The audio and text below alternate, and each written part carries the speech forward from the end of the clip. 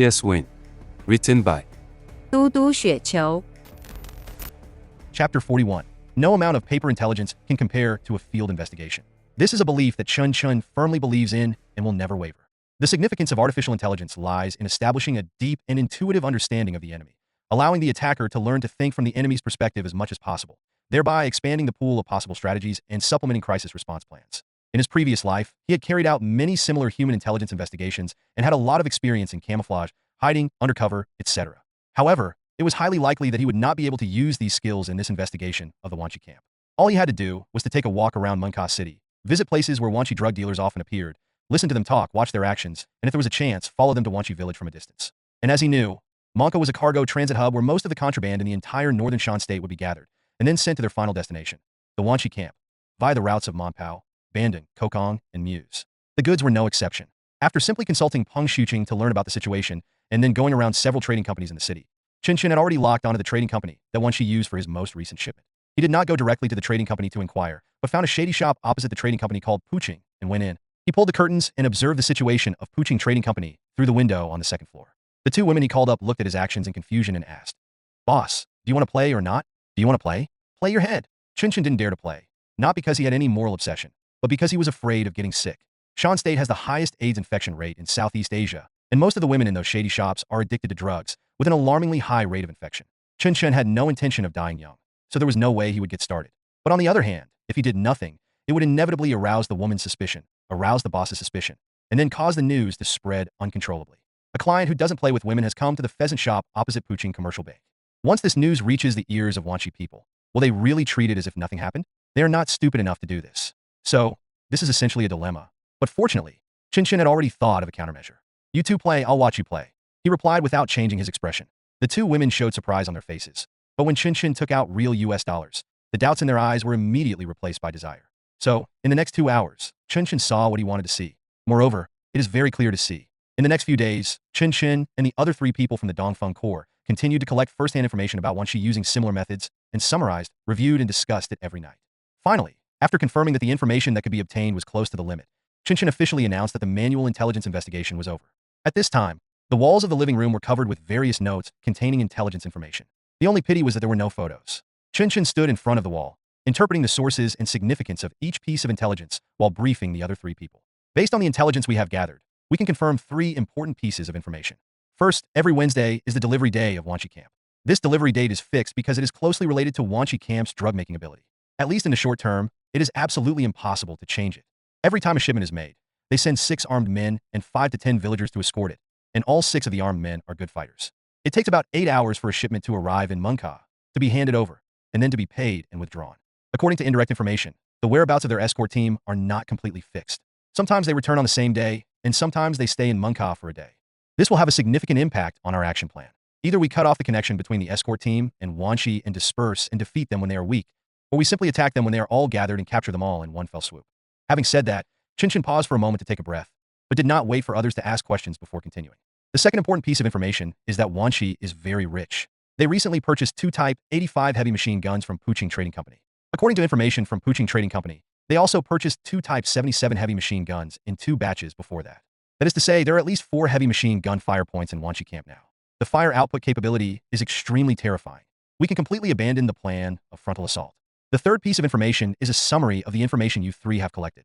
Judging from the words and behaviors of the Wanchi villagers and armed personnel, the different personnel in the Wanchi camp are very united, and there is no situation where the armed personnel oppress the villagers. Even the majority of unarmed villagers are willing to provide shelter to armed men, the drug dealers, at any cost. In extreme cases, they are likely to undergo a transformation and become armed personnel who pose a great threat to us. This is of utmost importance. Once we understand this, our threat scenarios will change. We are definitely not just facing those dozen armed men, but the entire Wanchi village, nearly 130 people. Chen Chen's expression was serious, and the 3 people who had just finished listening to the briefing also had frowns on their faces. 130 people? What does this mean? In the Allied forces, 130 people can form a proper company-level combat unit. Of course, not all of these 130 people can carry guns and fight, but if you remove the elderly and children and count half of them, that's 65 people. On our side, there are only 4 people. How to fight this battle? There was silence in the living room. After a long while, Bao Qi raised his hand and said, "Should we first conduct a field investigation as planned? Judging from the current situation, even an infiltration operation would be very difficult. If we want to successfully capture Wanchi camp, we must find their weakness, and it has to be a big one. It would be best if we could find a loophole that would exclude the unarmed villagers. That way, we would only have to deal with the real armed drug dealers. Hearing his words, Chen Chen nodded. We must definitely conduct on-site investigations, but it is basically impossible to find the flaws you mentioned. The villagers will not leave Wanshi village, and the drug dealers will not leave the villagers. As long as they are together, there is a possibility of transformation. I have an idea. Shidakai suddenly spoke. Chen Chen looked at him and asked, "What's your idea? How about trying poisoning?" Poisoning, this strategy seems to be very effective, but in fact, in special operations, this thing is basically not feasible. The first point is that the enemy will definitely be on guard, and you will not be able to find an opportunity to poison or an effective way to spread the poison. Want to poison the water supply? How much poison do you need? At least in tons. With so much money and such a strong resource background, I could use 2 mountain howitzers to launch a massive bombardment and take down every camp. Poisoning food? First of all, you have to have access to the food, right? What? You want to sneak into the kitchen? What kind of invisible soldier? Even in the most sparsely guarded camp, it is impossible for such a thing to happen. So, basically, the only feasible option is gas poisoning. In the previous life, all cases of special forces poisoning were basically carried out in this way. For example, the Mariupol incident, the Munich incident, and the classic scenario in which a certain country's Manchu Blue Army destroyed an entire mechanized infantry brigade with a single poison gas bomb. But the question is, where can we find poison gas? It has to be a poison gas that can be effective in open spaces. If there really was such a thing in northern Myanmar, there would be no chaos in this place because it would have been wiped out and taken over by neighboring countries long ago. So, Chen Chen shook his head decisively and said, "It's not feasible. It just looks good, but it's actually not feasible at all." "What about poison gas?" Poison gas. Shidakai continued. "Wow, that's what I thought." Chen Chen nodded approvingly and explained patiently. Poison gas is a very sensitive weapon. Internationally, its sensitivity is even comparable to that of nuclear weapons. Not to mention that we can't get it. Even if we did, we wouldn't dare to use it. Is it not possible to use chemical gases or something like that? Chen Chen was stunned, while Shidakai continued talking to himself. Why trading company? Didn't we hand over a large amount of raw materials for the 7th Brigade? There were a lot of toxic primary raw materials in there. I saw it at the time. The management committee issued a notice 2 days ago saying they would publicly destroy the drugs to show their determination to fight against drugs. Although this is a show, it shows that they definitely don't want it. Because when I was doing human intelligence investigation a few days ago, I heard many people say that the 7th Brigade, including the Shan State Alliance Army, really wanted to learn from Wa State's drug control. They turned a blind eye to things in their jurisdiction, but they themselves were not involved in drugs. Since we don't need it, it will be wasted in the lime water and pollute the environment. Why don't you give it to us? Chen Chen was shocked. What the hell is this train of thought? But you know what? It might actually be useful. The toxic smoke produced by burning raw materials is no joke. He had seen a news report before saying that the USDA destroyed raw materials near a small town, and as a result, more than 1,000 people in the town were paralyzed. If the toxic smoke can really be released from the upwind side when the wind direction is appropriate, damn it. The more I think about it, the more feasible it seems. The most common ones in Shan State are MG, number 4, and leaf. The smoke produced by burning these 3 things is not thick, and is even colorless when dispersed into the air. However, its effect is not weakened at all. What's even more outrageous is that the effect of burning these 3 ingredients together is a mixture of excitement and sedation. In other words, the entire person's brain will be messed up. Isn't this a definite killer? As for taking goods from the 7th Brigade and the management committee, it is not a big deal. Anyway, their destruction is just a show, so just use some rock sugar or something to top it off. The plan is passed. Chen Chen was happy in his heart, but his face remained calm. Yeah, that's a good idea. I'll go ask Peng Shuqing. Meanwhile, if you want to execute it, you need to do some preparation. It may not be enough to just drop it upwind, so let's recycle the gas cannon we pulled back. Shidakai, go find Jacqueline Chasey and ask him to get us some RDX, or if we only have C4, that will do. Oh, and don't forget to ask for some detonators. Li Bang, go run a few more gas cylinders. If the boss asks you about the cylinders you bought last time, just pay them. Bao Chi, go to the market and buy a set of grinding equipment, a few sets of protective clothing, and a few gas masks. There are many people making drugs around Minka, and there are plenty of these things. Note that the grinding equipment must be electric. Clear. The 3 of them answered at the same time, while Chen Chen continued to speak thoughtfully. If that's the case, then the division of labor among our 4-person team is basically complete. We will sneak in first. Shidakai, you stay outside as a sniper, and you can also fire at the same time. Chen Chen's efficiency has always been extremely high. After only half an hour, he was already sitting in Peng Shuqing's office. What? Are you really going to do this? After listening to Chen Chen's plan, Peng Shuqing's expression was exactly the same as when Chen Chen heard Shidakai's words. He couldn't close his mouth for a long time, and his eyes were wide open. Yes, I've thought about it carefully. This plan does not have any major loopholes, nor is it exclusive. That is to say, even if the plan does not work, after the failure of the silent delivery of the upper wind, we can still cancel the bombardment and carry out the infiltration operation according to the predetermined plan. But if it does work, let them smoke it to their heart's content. Isn't this great? It doesn't lower the lower limit of the task, but it can raise the upper limit of the task. Once successful, we can basically eliminate the villagers' influence on our mission. I've seen too many people in high positions before. They have neither judgment nor the ability to act. They will never resist. That's exactly what happened. Peng Shuqing nodded silently. And G plus number 4. Even gods would go astray. The feasibility is definitely no problem, but I always feel that it's weird. Aren't you mercenaries? Why are your heads filled with such conspiracies and tricks? No one says that mercenaries have to charge forward under the weight of bullets. They have heavy machine guns. Chen Chen spread his hands and asked directly. So can you help me get the goods? Of course you can. It's really not a big deal. You can find Captain Chen and take care of it. He's quite an interesting guy. I heard that you're going to do this. Maybe you'll even go and watch some fun. I'll call in a minute. Do you need anything else? It's done. Chen Chen breathed a sigh of relief. And after thinking for a moment, he said, you have to find a way to find me a trustworthy smoker. Although we need to burn the goods to release smoke, we have no experience on how to do it. And one more thing. Please help me confirm with the 7th Brigade what their attitude is towards the villagers of Wanchi Village. If I cause a relatively large number of casualties among the villagers, will there be additional risks and problems? Okay, I'll go ask. Peng Shuqing answered decisively, but then asked casually. Didn't Commander Chen call you? Why didn't you go and ask? Haha, insidious old fox. Chen Chen thought to himself, you still want to test me? The Chinese have played this set of social etiquette to pieces. So he smiled and replied, I can't get along with him. We are not from the same world. It would be more appropriate to ask you for help. Chen Chen's plan was quickly approved by the management committee. And just as Peng Shuqing said, Chen Chen, the head of the management committee, did show great interest. He even wanted to arrange a few people to act with the Dongfeng Corps, but this proposal was ruthlessly rejected by Chen Chen. There will be no cooperation with unfamiliar people. Unfamiliar people from other teams will not listen to your commands. If he didn't cooperate and didn't listen to orders, what's the difference between him and an undercover agent? He explained his reasons, and Chen Chen also expressed his understanding, but he still made an appointment with Chen Chen and asked him to tell him what happened after the fight, if he could come back alive.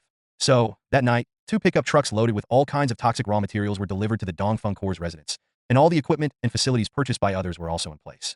With the personal experience of the poisonous insects arranged by Peng Shuqing, Chen Chen, who was wearing full-body protective clothing, figured out the most suitable ratio and the most efficient heating method. No open flames allowed. It has to be grilled over charcoal. The latitude of Mungka is similar to that of Haikau. It is terribly hot all year round, so it is not easy to get some charcoal. But fortunately, there is coal, so we can make do. Everything was ready. Chen Chen instructed Peng Shuqing to put the smoker under house arrest and release him after the operation was over. After getting his confirmation, the first field investigation on Wanchi finally began. The Wanchi camp is only 10 kilometers away from Mungka in a straight line and is connected by several highways and village roads. Due to agricultural development and mining, the surrounding vegetation is not very lush. Although it is not difficult to approach secretly, it is unlikely to remain undetected for a long time. The reason is simple. There is a bare hillside to the north of Wanchi village, and the main part of the village is located at the foot of the hill, which is the highest point within a few hundred meters. There are also villagers who often move around the periphery. Do you want to lie there and watch? It won't be long before someone comes up with a gun to shoot you. Therefore, the only relatively safe reconnaissance route is to take the Mingyang Highway to the east side of Wanchi, and then remotely observe from an unnamed hill on the east bank of the Mekong River across the Mekong River. But this location is nearly 1,200 meters away from Wanchi camp. Got to buy equipment again. Fortunately, this time I just want to buy a few ordinary telescopes. I don't have to go to Chai Silly. Peng Shuqing has them. Steiner Nighthawk 2316, with 1,700 meter laser ranging, is priced at $6,000 by Peng Shuqing. It is a bit expensive, but compared with the factory price, it is definitely a conscience deal. Chen Chen still had $50,000 left from the fight against Puai Commercial Bank. He organized a vote, and in the end, everyone confirmed that they wanted to buy enough. So he negotiated with Peng Shuqing again and bought 4 telescopes for $20,000. After getting the equipment, Chen Chen took a look and thought, wow, this is imported and exported, right? The words printed on the box are all in Chinese. If I can gain a firm foothold in the future, I must do foreign trade business. Not to mention sensitive equipment like night vision goggles, you can make a fortune by dealing in some bulletproof vests. The other 3 people also love this equipment. Bao Chi pointed to the words on the box and asked, Brother Chen, it says low-light night vision. Can this thing be used as a night vision goggles? But please stop it. Chen Chen rolled his eyes and explained, this is a gimmick created by the Chinese dealers. It's pure bullshit. A proper low-light night vision device converts the optical image into an electronic image, and then converts it back into an optical image through the eyepiece. This involves a complex photoelectric conversion process. To put it bluntly, this thing just has better light transmittance so you can see relatively clearly. They themselves don't even dare to call it low light level night vision, but call it enhanced light level night vision. But in fact, it should be called reduced light level night vision. Understood. Bao Chi was not disappointed, because the GPNVG 18-4i night vision goggles borrowed from Chaseley had also arrived, and he immediately started to study them. This thing is known as the world's most advanced panoramic night vision system. It overcomes the various shortcomings of traditional night vision goggles and reaches an unsurpassed level in terms of stability and practicality. Although it is not as good as the 4th-generation full-color night vision system that the US military has gradually equipped, it is enough. Of course, in other words, if the US military had not started to replace the new night vision goggles, this thing would not be so easy to get. Well, it's not easy now, but in a few years, eBay will have it on a large scale. Chen Chen taught everyone how to use binoculars and night vision goggles. In fact, these 2 pieces of equipment are not difficult to operate, and they are basically designed for newcomers to use right away. However, there will be a short-term sense of discomfort after putting on the 4i night vision goggles, which will cause problems such as dizziness and loss of focus. After an hour or 2 of getting used to it, there will be basically no problem. By 9 o'clock in the evening, everyone had completed the training on the use of equipment, and Chen Chen did not waste any time, immediately ordering everyone to get equipped, go out, get in the car, and leave. Some time ago, he took the warrior to the repair shop for some minor repairs, patched up the bullet holes, and repainted it with a less saturated paint job. Now it looks like the car has a bit of a tactical feel. After leaving Munka to the east and passing through several small roads, the car drove all the way to the Mingyang Highway. The driver was Bao Qi, who had practiced special driving for nearly a month in the Chai Zili camp. His driving skills had improved a lot by then. He set off at 10 o'clock and arrived near the scheduled Mekong River Bay No. 1 at 10:15, covering a distance of 12 kilometers. Afterwards, Bao Qi drove the car into the woods along the valley between two mountains. The four men cut some branches and leaves nearby to cover the vehicle, then climbed to the top of the mountain and into the woods and began to hide. This forest is far away from villages, farmlands, mines, and other areas where people are active. Generally speaking, no one would come here, but Chen Chen still asked everyone to hide as much as possible and help them complete the shelters one by one. At 12 o'clock, the investigation officially began. Chen Chen took out the Nighthawk and held it up, looking towards Wanshi village in the distance. At 10x magnification, everything is crystal clear. Late at night, the village had fallen asleep like any other ordinary village. Even the drug factory in the center had turned off the lights. Only a few street lights and a few houses of villagers who stayed up late were still on. The cool night breeze blew past, and for a moment, Chen Chen even felt that what he saw was just the ordinary rural area in his hometown. It is so peaceful, so tranquil, and so non-aggressive. But Chen Chen knew that this was only a superficial illusion. When this veil is lifted, what is revealed is the core of extreme evil. The crops planted on the outskirts of the village and on the hillside were not rice, but poppies. The tweeter mounted on the tall watchtower was not a loudspeaker playing music, but a 12.7mm caliber Type 85 heavy machine gun. The body collapsed on the open space outside the village hall was not a drunkard seeking shade, but a corpse that died there for unknown reasons. Pay attention and mark the targets and their routes on the map. Chen Chen said in a low voice. Got it. I need to modify the map. The defense map and building distribution map provided by Muguay earlier are wrong. Balki Vipli received, agreed to modify the map. The moon rises and sets, and the observation continues. The four-man team will lie low here for 24 hours until they are evacuated the next night. After a month of training, the results finally began to show clearly. Although it was impossible to remain motionless from beginning to end, basically, everyone disguised themselves very well. Even Bao Qi behaved very quietly. If someone were to observe from a distance, they would probably think that the four people here were just stones or plants. The Dongfeng Corps' first field reconnaissance actually lasted 24 hours. During these 24 hours, they hardly moved in the cramped bunker, and everyone was exhausted. But it's all worth it. There were no accidents during the entire reconnaissance process. When they evacuated under the cover of night, the latest defense situation of the Wanshi camp was completely presented to them. The location of heavy machine gun fire points, the enemy's basic weapons and equipment, the routes and frequency of night patrols, the layout of some traps, the hiding places of key figures. Basically, all the key intelligence that may affect the operation has been obtained. In view of this, Chen Chen made a quick decision and canceled the originally planned close-in armed reconnaissance. This was definitely not negligence, on the contrary. It was the most cautious performance. You should know that there is no linear correlation between the two elements of intelligence acquisition and operation difficulty. That is, the more intelligence you have, the smoother the operation will be. After reaching a certain threshold, the benefits of intelligence follow the principle of diminishing marginal utility. It is possible that intelligence obtained at a significant cost will provide very little help in combat. Therefore, after confirming that the intelligence has reached the required baseline, the best option is to cancel further reconnaissance operations to obtain maximum security. Chen Chen actually has personal experience of this. In his previous life, when he participated in a four-nation joint operation, there was a team from Laos that was too superstitious about the role of intelligence. They insisted on conducting further investigations, even though they clearly had the conditions for combat. In the end, the investigators were exposed and the entire action group was uprooted. He was not going to make such a mistake again. The warrior drove back to Munka City. In the living room of his residence, Chen Chen began to discuss the specific battle plan with the other three members of the Dongfeng Corps. Of course, he could also choose to be the only one who has the final say, but that approach would not be conducive to the growth of the entire team. A sense of participation is very important.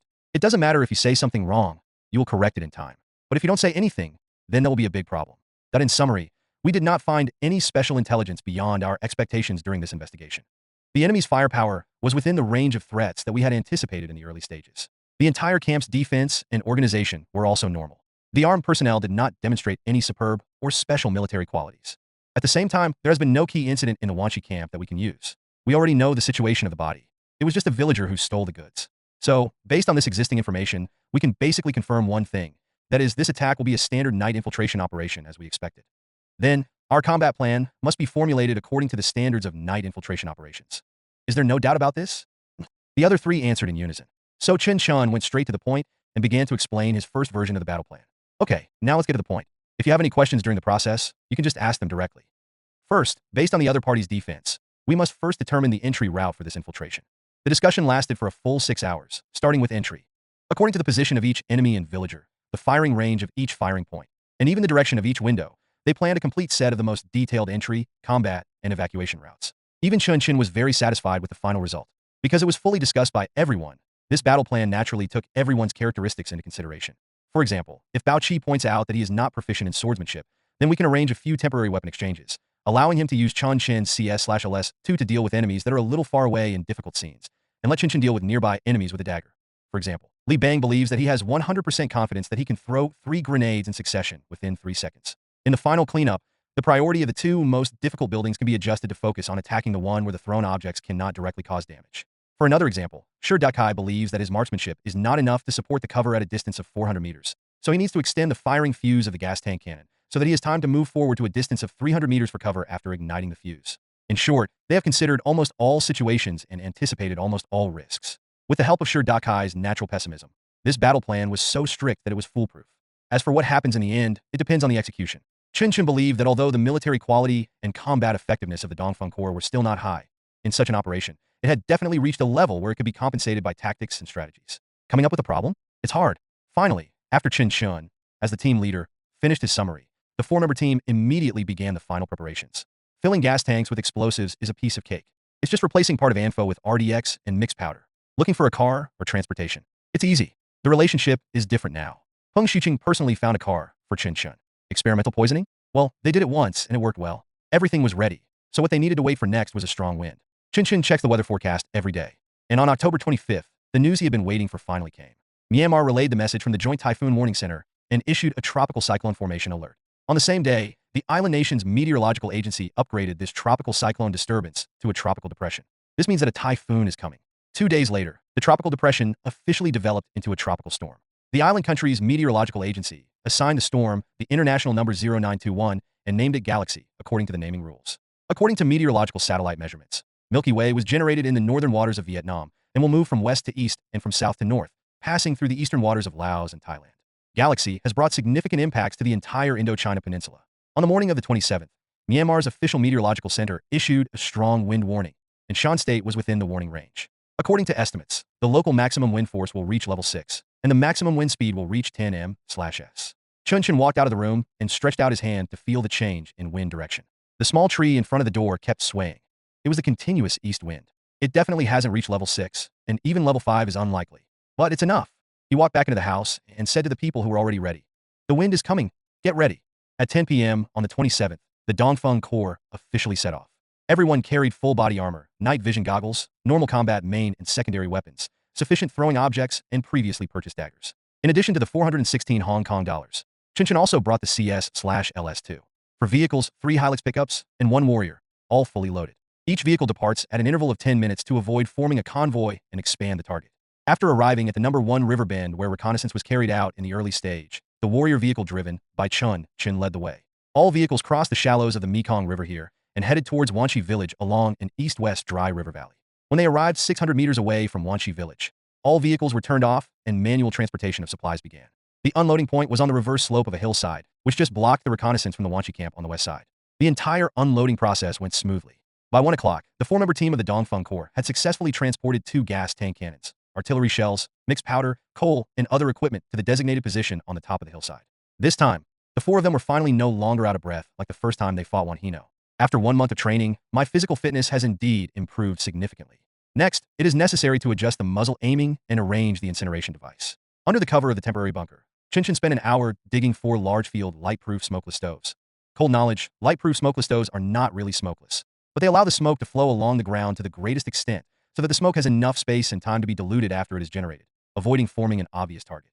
This characteristic is really perfect for releasing poisonous smoke. Everything is ready and the attack officially begins. Shi Dakai is a sniper and an observer at the same time. He needs to stay on the hillside, which is basically at the same height as the Wanshi camp, to provide observation intelligence for the 4 people. After the 3 people successfully sneak in and reach the designated hidden location in the village, he will release poisonous smoke and carry out artillery fire. After completing this series of actions, he will move forward to the sniper position 300 meters away from Wanshi camp and officially start his combat mission. Number 1, Number 2, Number 3, confirm the communication situation. Number 1 is normal. Number 2 is normal. Number 3 is normal. After getting everyone's responses, Chen Chen continued. From now on, number 1 and number 2 will enter radio silence and communicate using sign language. Do you understand? There was no answer, but both of them made a copy gesture. Not bad. The slaps I received these past 2 days were not in vain. I have now learned to shut my mouth. Chen Chen nodded with satisfaction, and then ordered to advance towards Wanshi camp. Silently, the 3 men climbed down the hillside from the side, and then continued to maneuver northward. It took them 5 minutes to reach Channel 1 marked on the combat map. This is a poppy field sandwiched between dense forests on both sides. There are mountains on the east and west sides, which forms a blind spot and blocks the observation of Wanshi camp on the southwest side. It was already 1 o'clock, and Wanshi village had fallen asleep as usual. Without any danger, the 3 of them passed through passage number 1 and re-entered the woods. Then, we headed northwest, crossed a country road marked Channel 2, made a large U-shaped circle, and arrived at the hillside on the northwest side of Wanshi village. At this time, Wanshi village was right under the feet of the 3 people, less than 100 meters away in a straight line. Chen Chen contacted Shirdakai through the radio's automatic pickup switch, and the latter reported the intelligence he saw on the radio. Wanshi Mobile Patrol Group 1 has arrived at the red-top triangular building and is expected to pass through the inner 1 intersection below you in 5 minutes. Aircraft Patrol Group 2 is at the Blue Roof Corral on the east side and will arrive at the inner 1 intersection in 10 minutes. The perspective of the tower sentry position remains unchanged and can be passed. Open and closed twice to show understanding. Chen Chen made a gesture, and the 3 of them began to move downwards. The official infiltration is about to begin. Carefully descending along the ridge, the 3 men accurately found the only blind spot among the 4 towers. Then, after the Air Patrol Group 1 passed the inner 1 intersection, they also passed the inner 1 intersection 50 meters behind them. On the radio, Shirdakai continued to broadcast. Patrol Group 1 entered the blind spot. I lost sight of them. Aircraft Patrol Group 2 is about to arrive at the inner 1 intersection. The inner 2 intersection is normal. The abandoned courtyard is normal, and you can enter. The abandoned courtyard is a small rural courtyard in the Wanshi camp that was previously confirmed to have weak defense. The building is old, with only 1 armed person living in it, and there is no sentry post. It is surrounded by walls on 4 sides and has no gate. After entering, the 3 people who sneak in can defeat the armed men inside and obtain a relatively safe hidden space. And this space is the fulcrum for launching subsequent attacks. Chen Chen made a gesture to enter, and the 3 of them entered the courtyard through the gate. Afterwards, Bao Qi and Li Bang went into the darkness under the courtyard wall to keep watch, while Chen Chen himself went around to the back of the houses in the courtyard and looked inside through the open windows without security nets. Aircraft Patrol Group 2 has arrived at the intersection of Nei Road and turned east. It is expected to pass the gate of the abandoned courtyard in 1 minute. That's enough time. Chen Chen had already seen the drug dealer snoring loudly in the room. Then, he carefully opened the window glass, carefully climbed onto the windowsill, and carefully pulled out the dagger. His movements were as gentle as a father coaxing his child to sleep, and he even considerately covered the blade with his palm to prevent the enemy from catching a cold. The naked enemy gave him a great advantage. He found the angle between the sternum and the 5th rib, then raised one hand in front of the enemy's face, held the dagger with the other hand, and inserted it into the gap between the ribs. Without any obstruction, the dagger pierced the heart, and then the dagger turned. His left hand smoothly covered the enemy's mouth and nose. In fact, when the heart is punctured, basically no one can scream. The enemy on the bed just whimpered twice, and completely collapsed on the bed in less than 5 seconds. And in the last moments of his life, all he saw was a terrifying evil ghost with a huge mouth and bulging eyes on its face. Safety. Chen Chen spoke in a low voice. At this time, you can communicate a little indoors. Air Patrol Team 2 is passing through the abandoned yard. Do not open the door. Shirdakai reported the situation again. 2 minutes later, the patrol officers moved away from the abandoned courtyard. After confirming the site of the tower, Chen Chen opened the door and let Bao Qi and Li Bang in. The gas mask had already been put on his face, and the protective suit was worn inside the bulletproof vest. Chen Chen checked his equipment one last time, and then said to Shirdakai, "Confirm the wind direction and prepare to launch." A moment later, Shirdakai's reply came over the radio. "The wind direction is normal. Prepare to launch." In the distance, dark blue flames started to burn, and bags of powder that had been prepared long ago were thrown onto the fire one by one. Under the blowing of the east wind, the deadly smoke gradually spread and drifted towards the direction of Wanshi village at a speed of 3 meters per second. At this time, in the night patrol team called Aircraft Patrol Group 2 by the Dongfeng Corps, a middle-aged man named Wei Qingwu was patrolling Wanshi village boldly with other armed drug dealers. This was a boring job, and he often felt that it was unnecessary. Every time it was his turn, he couldn't help but recall a lot of messy things in his mind about his former home, drugs, wife, and so on. He was originally just an ordinary villager in Wanshi, and he didn't know how he got infected with the drug. But of course, in this land, drug use is really not a big deal. After all, at its peak, MG in Munka City only sold for 5 yuan each, and there was a buy 4, get 1 free offer. Who doesn't want to have 2 before tea or after meals? Not only he ate it, his wife also wanted to eat it. Once one person got addicted, the whole family could not escape. But slowly, their addiction became stronger and stronger. Things like MG can no longer satisfy me. So they ate number 4. But the problem is that number 4 is expensive. Things grown from the soil are not cheap, even in northern Myanmar. The family savings had long been gone, and the money earned from farming and small business was not enough to sustain the family. In the end, the most terrible thing happened. The meal is over. Thinking about it now, Wei Qingwu felt that he might have really lost his brain at that time. Every cell in his body was clamoring for him to have a taste quickly. But the 7th Brigade had already started drug prohibition. A small bag of number 4 cost 80 yuan in Munka City, and he couldn't afford it even if he sold it. He couldn't help but bang his head against the wall. 10,000 ways to make money flashed through his mind, but none of them worked. Even if you sell your wife to a fake shop, no one would dare to buy her. Crazy, completely crazy. But at that time, his wife was still screaming beside him. It was so noisy, so noisy. So he simply chopped his wife's neck with a knife, and the quarrel stopped immediately. Moreover, the money problem was also solved. My wife still had a gold tooth in her mouth that was inserted when she was rich. Now, she could just pry it out to save her life. So he bought the number 4 in the MG. After eating, he mechanically chopped his wife into mud and buried her in front of his house. He was still very anxious. The gold tooth was only sold for 1,200 yuan. He solved the problem this week, but what should he do next week? However, fate seemed to be really favoring him. After just a few days, Wanchi suddenly had several wounded soldiers who also brought poppy seeds and a large amount of number 4. Wei Chengwu joined them without hesitation. Yes, his body was ruined, but he could still farm. Life became peaceful again, and he felt that it was his wife's blessing. Living people are useless. Only dead people are useful. Isn't this normal?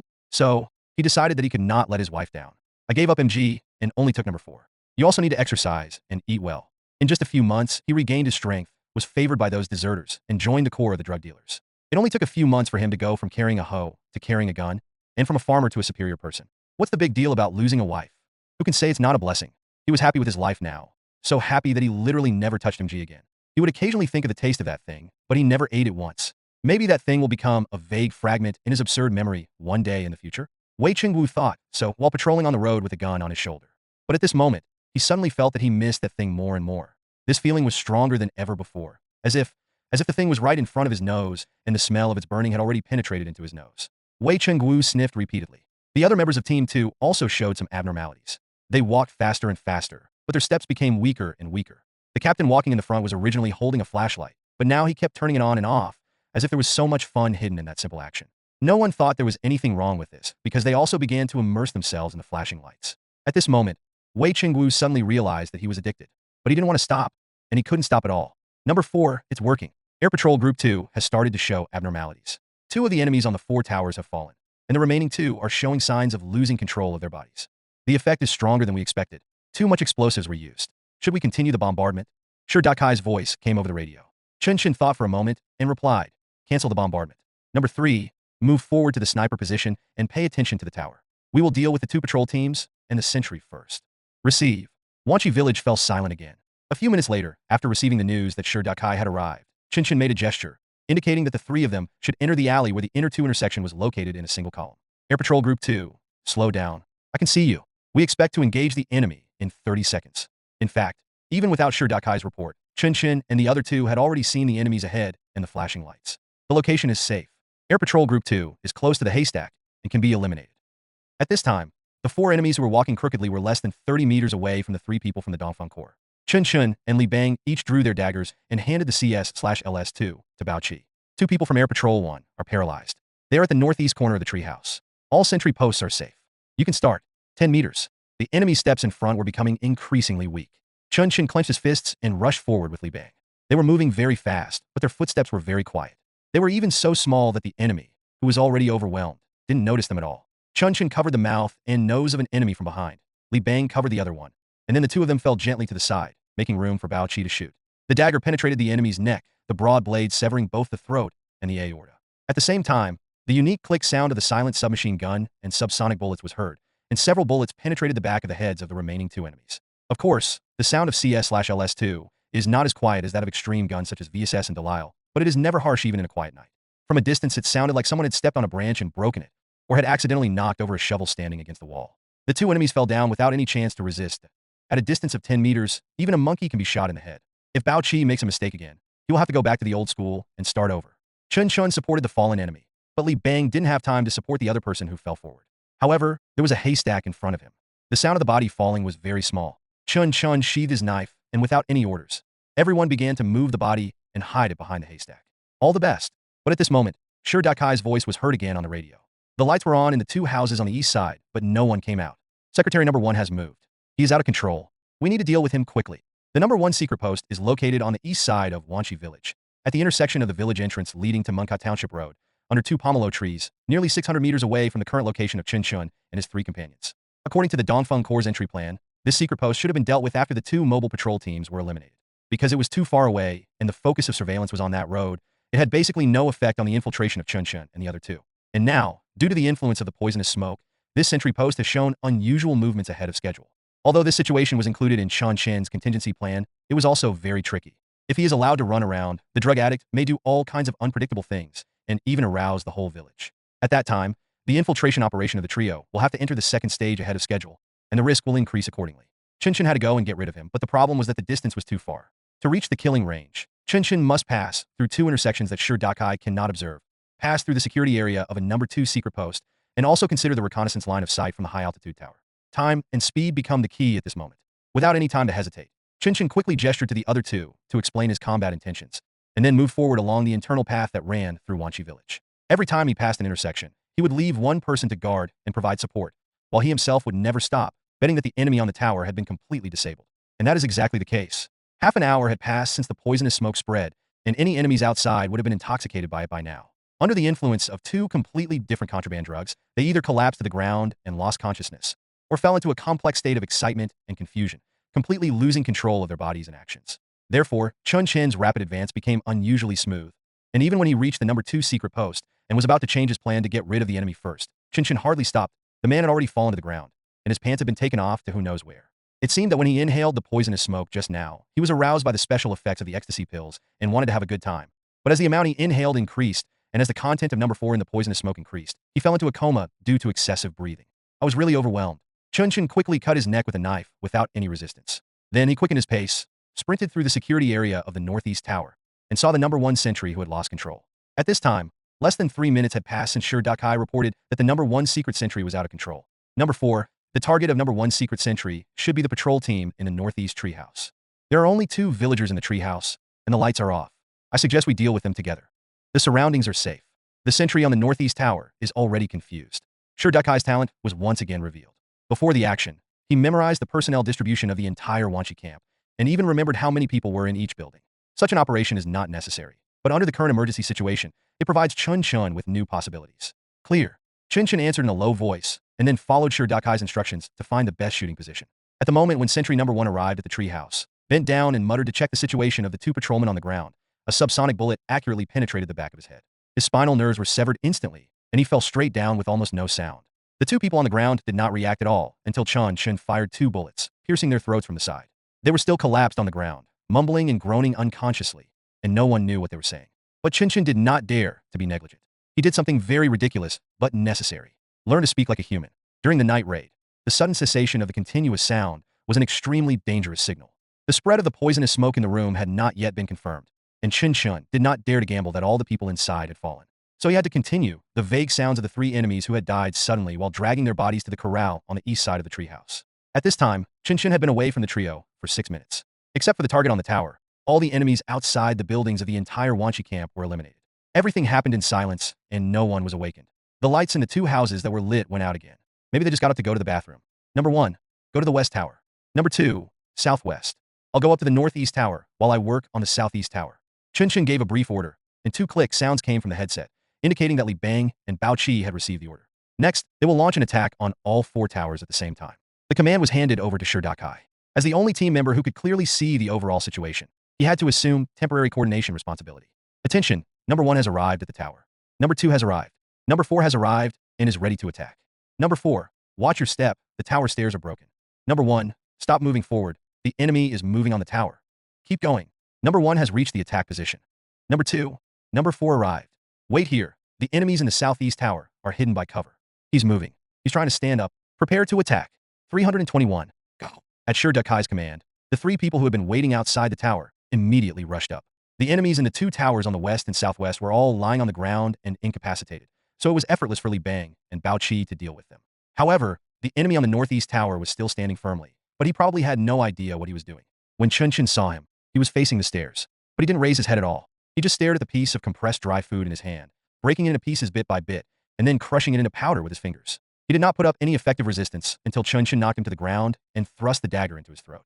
Even at the last second before his death, his last action was to subconsciously grab the compressed biscuit that fell on the ground. This was drugs. Why are there so many reports of people jumping off buildings or even killing their loved ones after taking drugs? Because in this state, they have completely lost their most basic judgment. Danger? What is danger? They are not afraid of heights, death, or pain. The chemicals have suppressed their nerves, causing them to lose the most basic functions as human beings. Blood was flowing on the wooden floor of the tower. Chen Chen quickly drew his sword and stood up, raised the muzzle of the CS/LS2, aimed at the enemy on the southeast tower, nearly 200 meters away, and fired a series of long bursts. The recoil of this gun was terrifyingly strong, but fortunately the distance was not far. After half a magazine was used up, he heard Shurdakai's confirmation. Hit the face, and the enemy falls to the ground. The tower is completely cleared. Chen Chen replaced the only spare magazine of CS/LS2, and then let out a long breath. From the time the attack was officially launched to now, the entire perimeter was cleared, which took 11 minutes. Now comes the hardest part, indoor battle. According to preliminary reconnaissance, there were a total of 12 armed enemies stationed outside the building, including 2 secret sentries, 2 mobile patrols totaling 6 people, plus 4 people on the tower. They have all been eliminated now. Then the remaining ones are the 8 people who take turns on night duty in the drug factory, the drug lord who rests in the village hall, the 2 bodyguards who rest together, and the 4 people scattered in the 4 buildings. Among them, 1 enemy in the abandoned courtyard has been eliminated, which means that the target that the Dongfeng Corps needs to clear is 5 buildings and a total of 14 people. There is no doubt that the first things to be dealt with are the 3 people resting alone in the 3 buildings. The village hall and the drug manufacturing plant will be left to the end.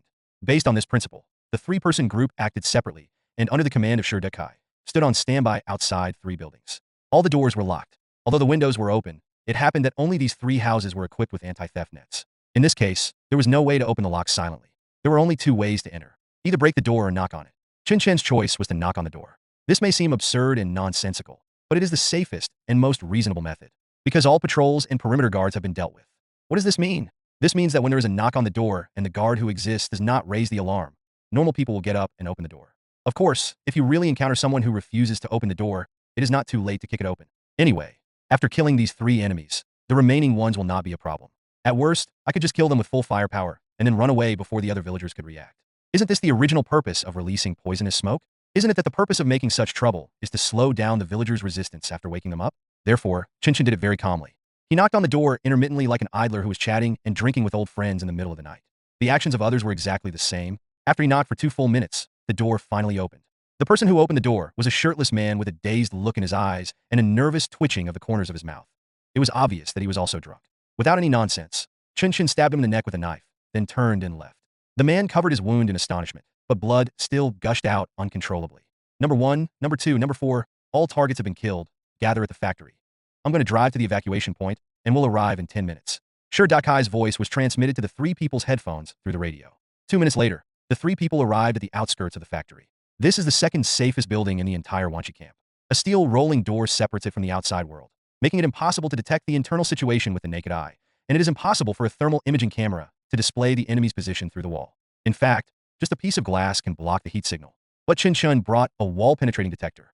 After a round of exploration around the factory, the situation inside was clear at a glance.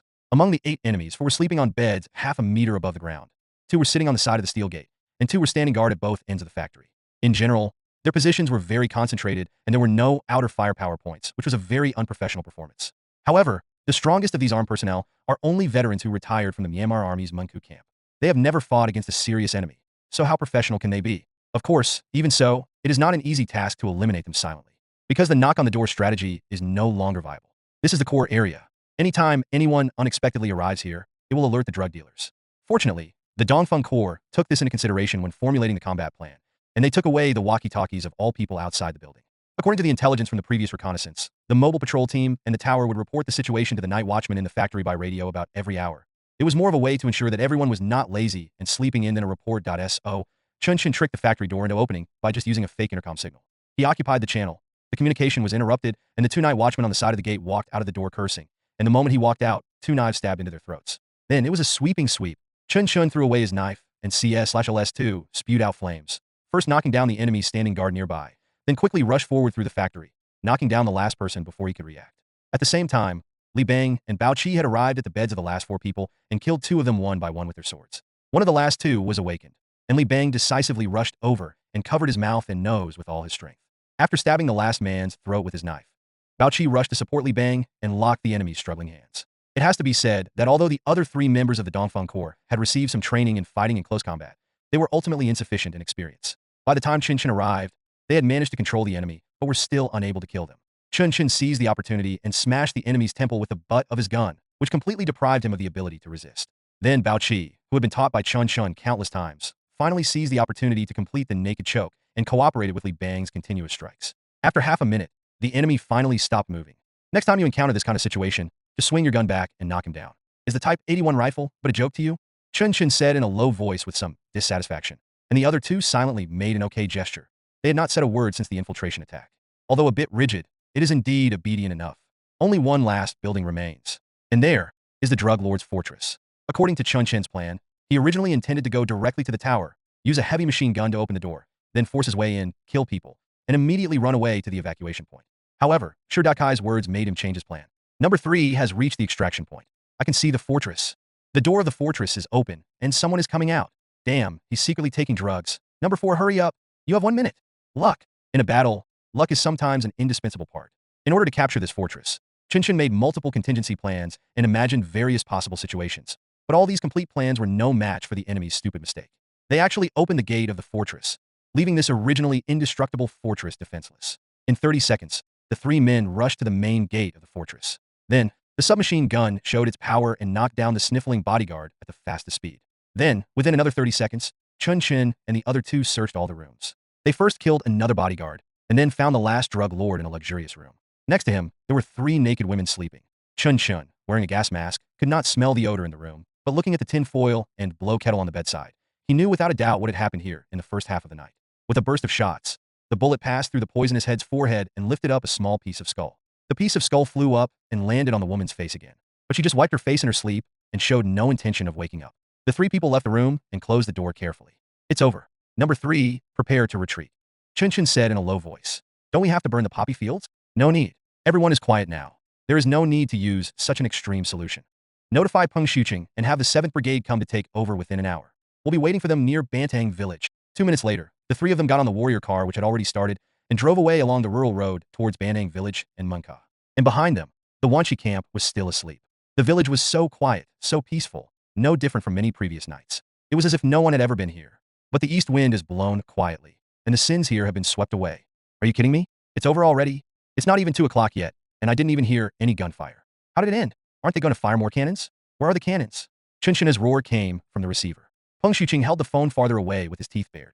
Then he replied, I have received confirmation from the shipwreck. They have eliminated all the armed drug dealers. A total of 27 people, which is a little different from our previous intelligence. There are a lot more people, but they definitely took it down.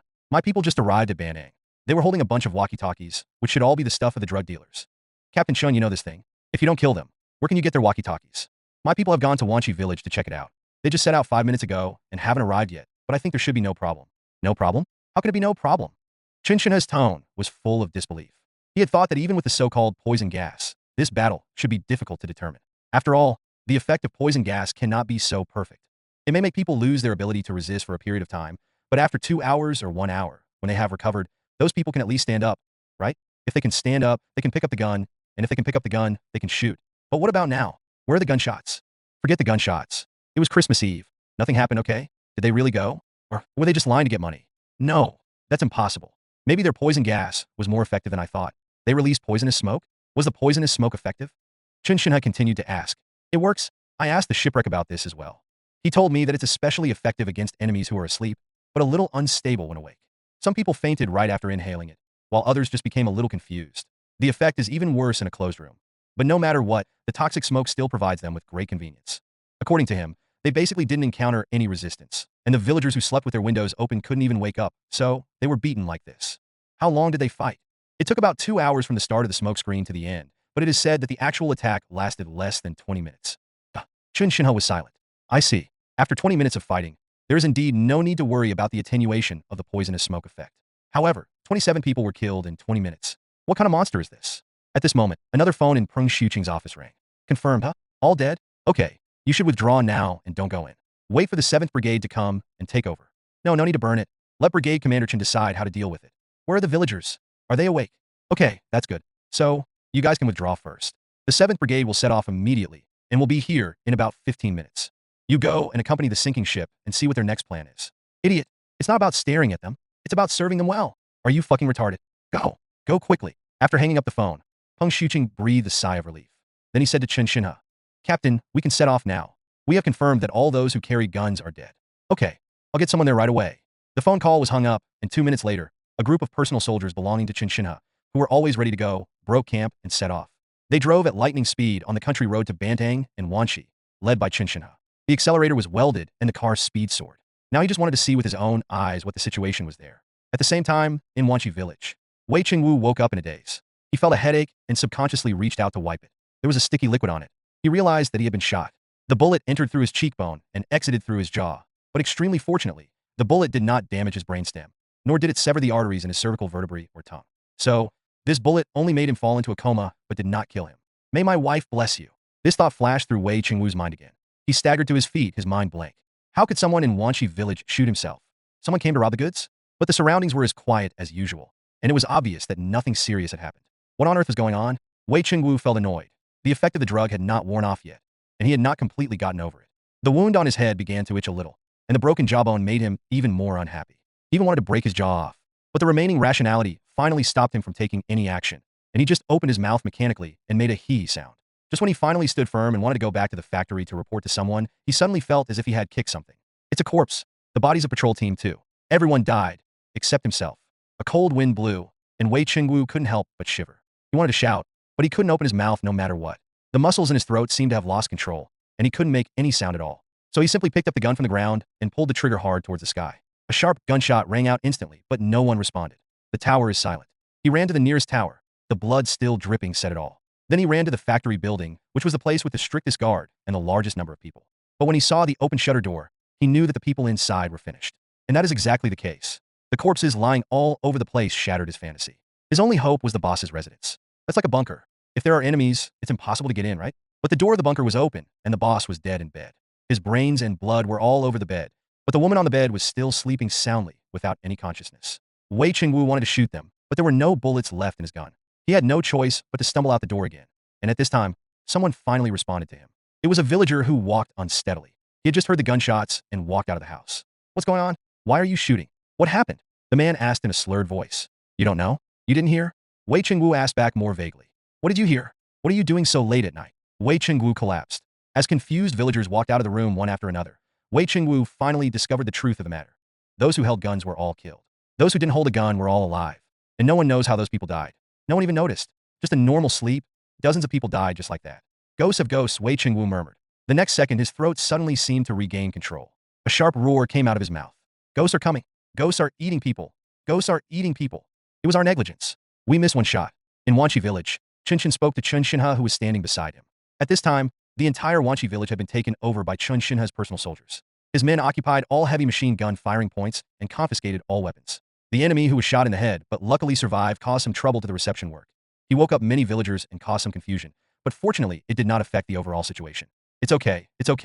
This is normal, Chen Chen said with emotion, and then added, if we really come in and take over everything smoothly, then I'm really going to doubt whether you are human beings. Now, it's not bad to keep him alive. We can still pry some things out of him. The Wanshi camp should have accumulated a lot of money and property. We won't be able to tell where they are hidden by asking the villagers, so we can ask him. I see. Thank you very much, Captain Chen, for your generosity. Chen Chen answered without a single mistake. What are you thanking me for? You guys did such a great job. I should thank you for that. I never thought that this battle would turn out like this. When we first got the news from Ruan Long, we were planning to bring in artillery to bombard them if it didn't work out. But on the one hand, the cost of shelling is too high. On the other hand, we can't just touch the villagers here. You know, they have their own difficulties. They just grow opium to survive. If we kill them without caring about them, we will not be able to accept it in terms of public opinion. Now it's all right. Those who don't hold guns won't die. No matter where we go, we are in the right. Chen Chen was indeed very happy. Of course, he was happy not only because he had captured the Wanshi camp, but more importantly, he felt that he had mastered a set of methods that would ensure victory. Poison gas. Well, if there is a war in the future, I can burn this thing when the wind is right and blow it towards the enemy's position. Then the battle will be won with ease, right? Who would hold a gun if they were all smoking weed? But of course, this strategy has its flaws. On the one hand, the environmental requirements are too strict. On the other hand, its influence is limited in a real large-scale frontal battlefield. You are busy setting off smoke screens, and the enemy is firing 2 heavy artillery shells at you. Will you fire or not? Even if it is successfully released, the position is too large and cannot be covered. What if the poisonous smoke is diluted too much and instead alerts the enemy? That would be funny. However, it is always better to have more tactics than less. Maybe one day, it will be used by oneself and become the key to changing the situation. The two walked and talked, and soon they arrived at the door of the fortress where the drug lord lived in the village hall. Looking at the corpse being dragged out and the 3 women standing trembling beside, Chen Chen asked with a hint of sarcasm, how about these 3 for you? Chen Chen could tell that he was just joking, so he replied in a relaxed tone. Captain Chen, if you pay me back, I'll take it if I pay you $100,000 each. Ha ha ha ha, if you think it's dirty, you don't have to do it yourself.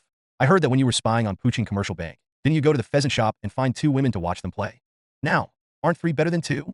At this moment, Chen Chen's hand almost subconsciously wanted to move towards the pistol at his waist, but in the end, he still restrained himself. Yes, Chen Chenha was indeed just joking. He is a fun-loving person, so it's no surprise that he pays attention to this kind of thing. But the information he revealed was a serious threat to Chen Chen and the Dongfeng Corps. They have been targeting me since the preparation stage. If I don't do this job well enough, even if I can go back alive, can I still stay in Minka?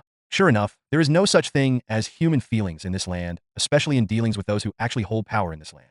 Everything is an exchange of interests. Chen Chen suppressed the crisis management instinct that made him want to pull out his gun immediately and said with a smile on his face, 2 is interesting, but 3 is boring, so let's just forget it. Oh well. Chen Chen shrugged, then gave a look to the personal soldiers who were waiting on the side. Just a few seconds later, gunshots rang out. The 3 women who were spared by Chen Chen because they did not wake up died for no reason. Chen Chen couldn't even figure out why he wanted to kill them. Even if it was purely from a profit perspective, wouldn't it be the best choice to squeeze out some secrets about the drug lord from them? But then he reacted. Yeah, how could a woman know a secret?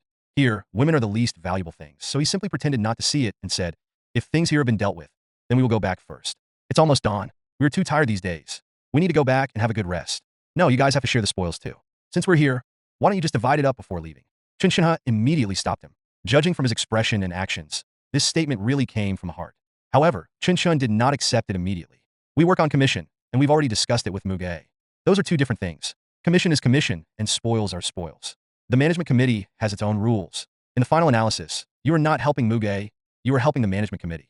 So, we still have to take what we should take. Otherwise, how can we cooperate with others in the future? There was even a hint of seriousness in Chen Chen's tone. Chen Chen hesitated for a moment and finally nodded. I see. Then how do we divide it? This mission came from our side, so we'll split it 20/80ths. As for the value, just give a rough estimate. It won't take long to clear it out anyway, so I'll just give you a number. After all, it is Chen Shenha who has the final say. But he was willing to perfunctorily deal with me in this way. Perhaps in his opinion, it was a great honor. Okay, let's do as Captain Chen said. Chen Chen didn't say anything more, but pretended to casually chat with Chen Shenha about women, the weather, and those unimportant topics. He couldn't appear too eager. This was a basic rule. As for Chen Chen and his personal soldiers, or the private soldiers of the management committee, their actions were much more urgent. In just over 2 hours, all the property in Wanchi camp was basically cleared out. Even the drug boss's storage room was forced out. After it was blown up in a few seconds, the things inside were all moved to the open space in front of the village hall. You can pick whatever guns and ammunition you like. You must want a heavy machine gun. I'll give you an 85, and you can take half of the ammunition. I'll give you half of it. Take a look at the rest. What do you want? Chen Chen pointed at the spoils on the ground and asked. This question also caused Chen Chen to fall into a brief period of confusion. What should I take? To be honest, although Wanchi's drug dealers have narrow vision and no advanced equipment, their firepower is really fierce. In addition to several heavy machine guns, there were more than 20 new 40 caliber machine guns, almost 1 for each person. There are also 6 Type 63 and Type 60 mortars and several boxes of broadsword mines. Not to mention simple things like grenades and grenade launchers. It's a pity that what Chen Chen wanted most, such as good guns, optical sights, silencers, individual missiles, and the like, were really not available. If they had known earlier, they would have kept them a little better. Maybe in another 2 months, they would have them. However, even these equipments are enough for the Dongfeng Corps. After thinking it over again and again, Chen Chen picked out 4 new 40mm rifles and 24 shells, a 60mm mortar with 10 shells, and asked for a box of broadswords. With the addition of Chen Chen and the designated Type 85, the Dongfeng Corps' firepower has generally reached a fairly complete level. We have light and heavy, far and near, explosions and traps. Although they are still far from being truly modern special operations forces, they are definitely at the first line level among mercenaries. That's all. Thank you, Captain Chen. I'll weld that 85 gun to our car later. Chen Chen spoke. Just these? Chen Shenha was a little surprised because Chen Chen's performance was a little too restrained. Yes, there's no use taking the extra. There are only 4 of us, and will probably only be 4 of us for a long time. Chen Chen calmly issued a series of security statements. Although he knew that the expansion of the Dongfeng Corps was inevitable, he still had to be restrained in his words. Hypocritical? Wisdom? Okay, I'll give you a 50% discount on these equipments. You just pick some worthless things. You don't want so many good cars. Ah, you mean those Land Cruisers? Chen Chen was confused. Yeah, you don't like cars? Looking at Chen Chen's expression, Chen Chen replied, I just don't like useless things, that's right. Then it's settled. I'll deal with Peng Shuqing directly for the remaining 10% and have him convert it into cash for you. I estimate that these things, including cash, property, and the number for that they're going to ship, are worth more than $5 million US. I will give you $500,000. I'm not trying to sell the goods. The management committee is against drugs. It's Ron Long who wants to recycle them. They'll pay for it. $5 million? According to the scale of Wanchi Camp, $10 million is about right. Of course, Chen Chen couldn't be dissatisfied with this. He was not qualified at the moment. What's more, I got a lot of things this time. In addition to the equipment, there is a total of $700,000 US in cash. In northern Myanmar, that is truly an astronomical figure for ordinary people. Thank you, sir. Chen Chen spoke. Thank you so much. Without you, we wouldn't have made this fortune. Compared with the Wan and I camp, the destruction of Wanshi seemed so quiet. Even when the management committee returned to Mungka with carts full of valuables, many people still thought that they had just reached some kind of deal with Wanshi village.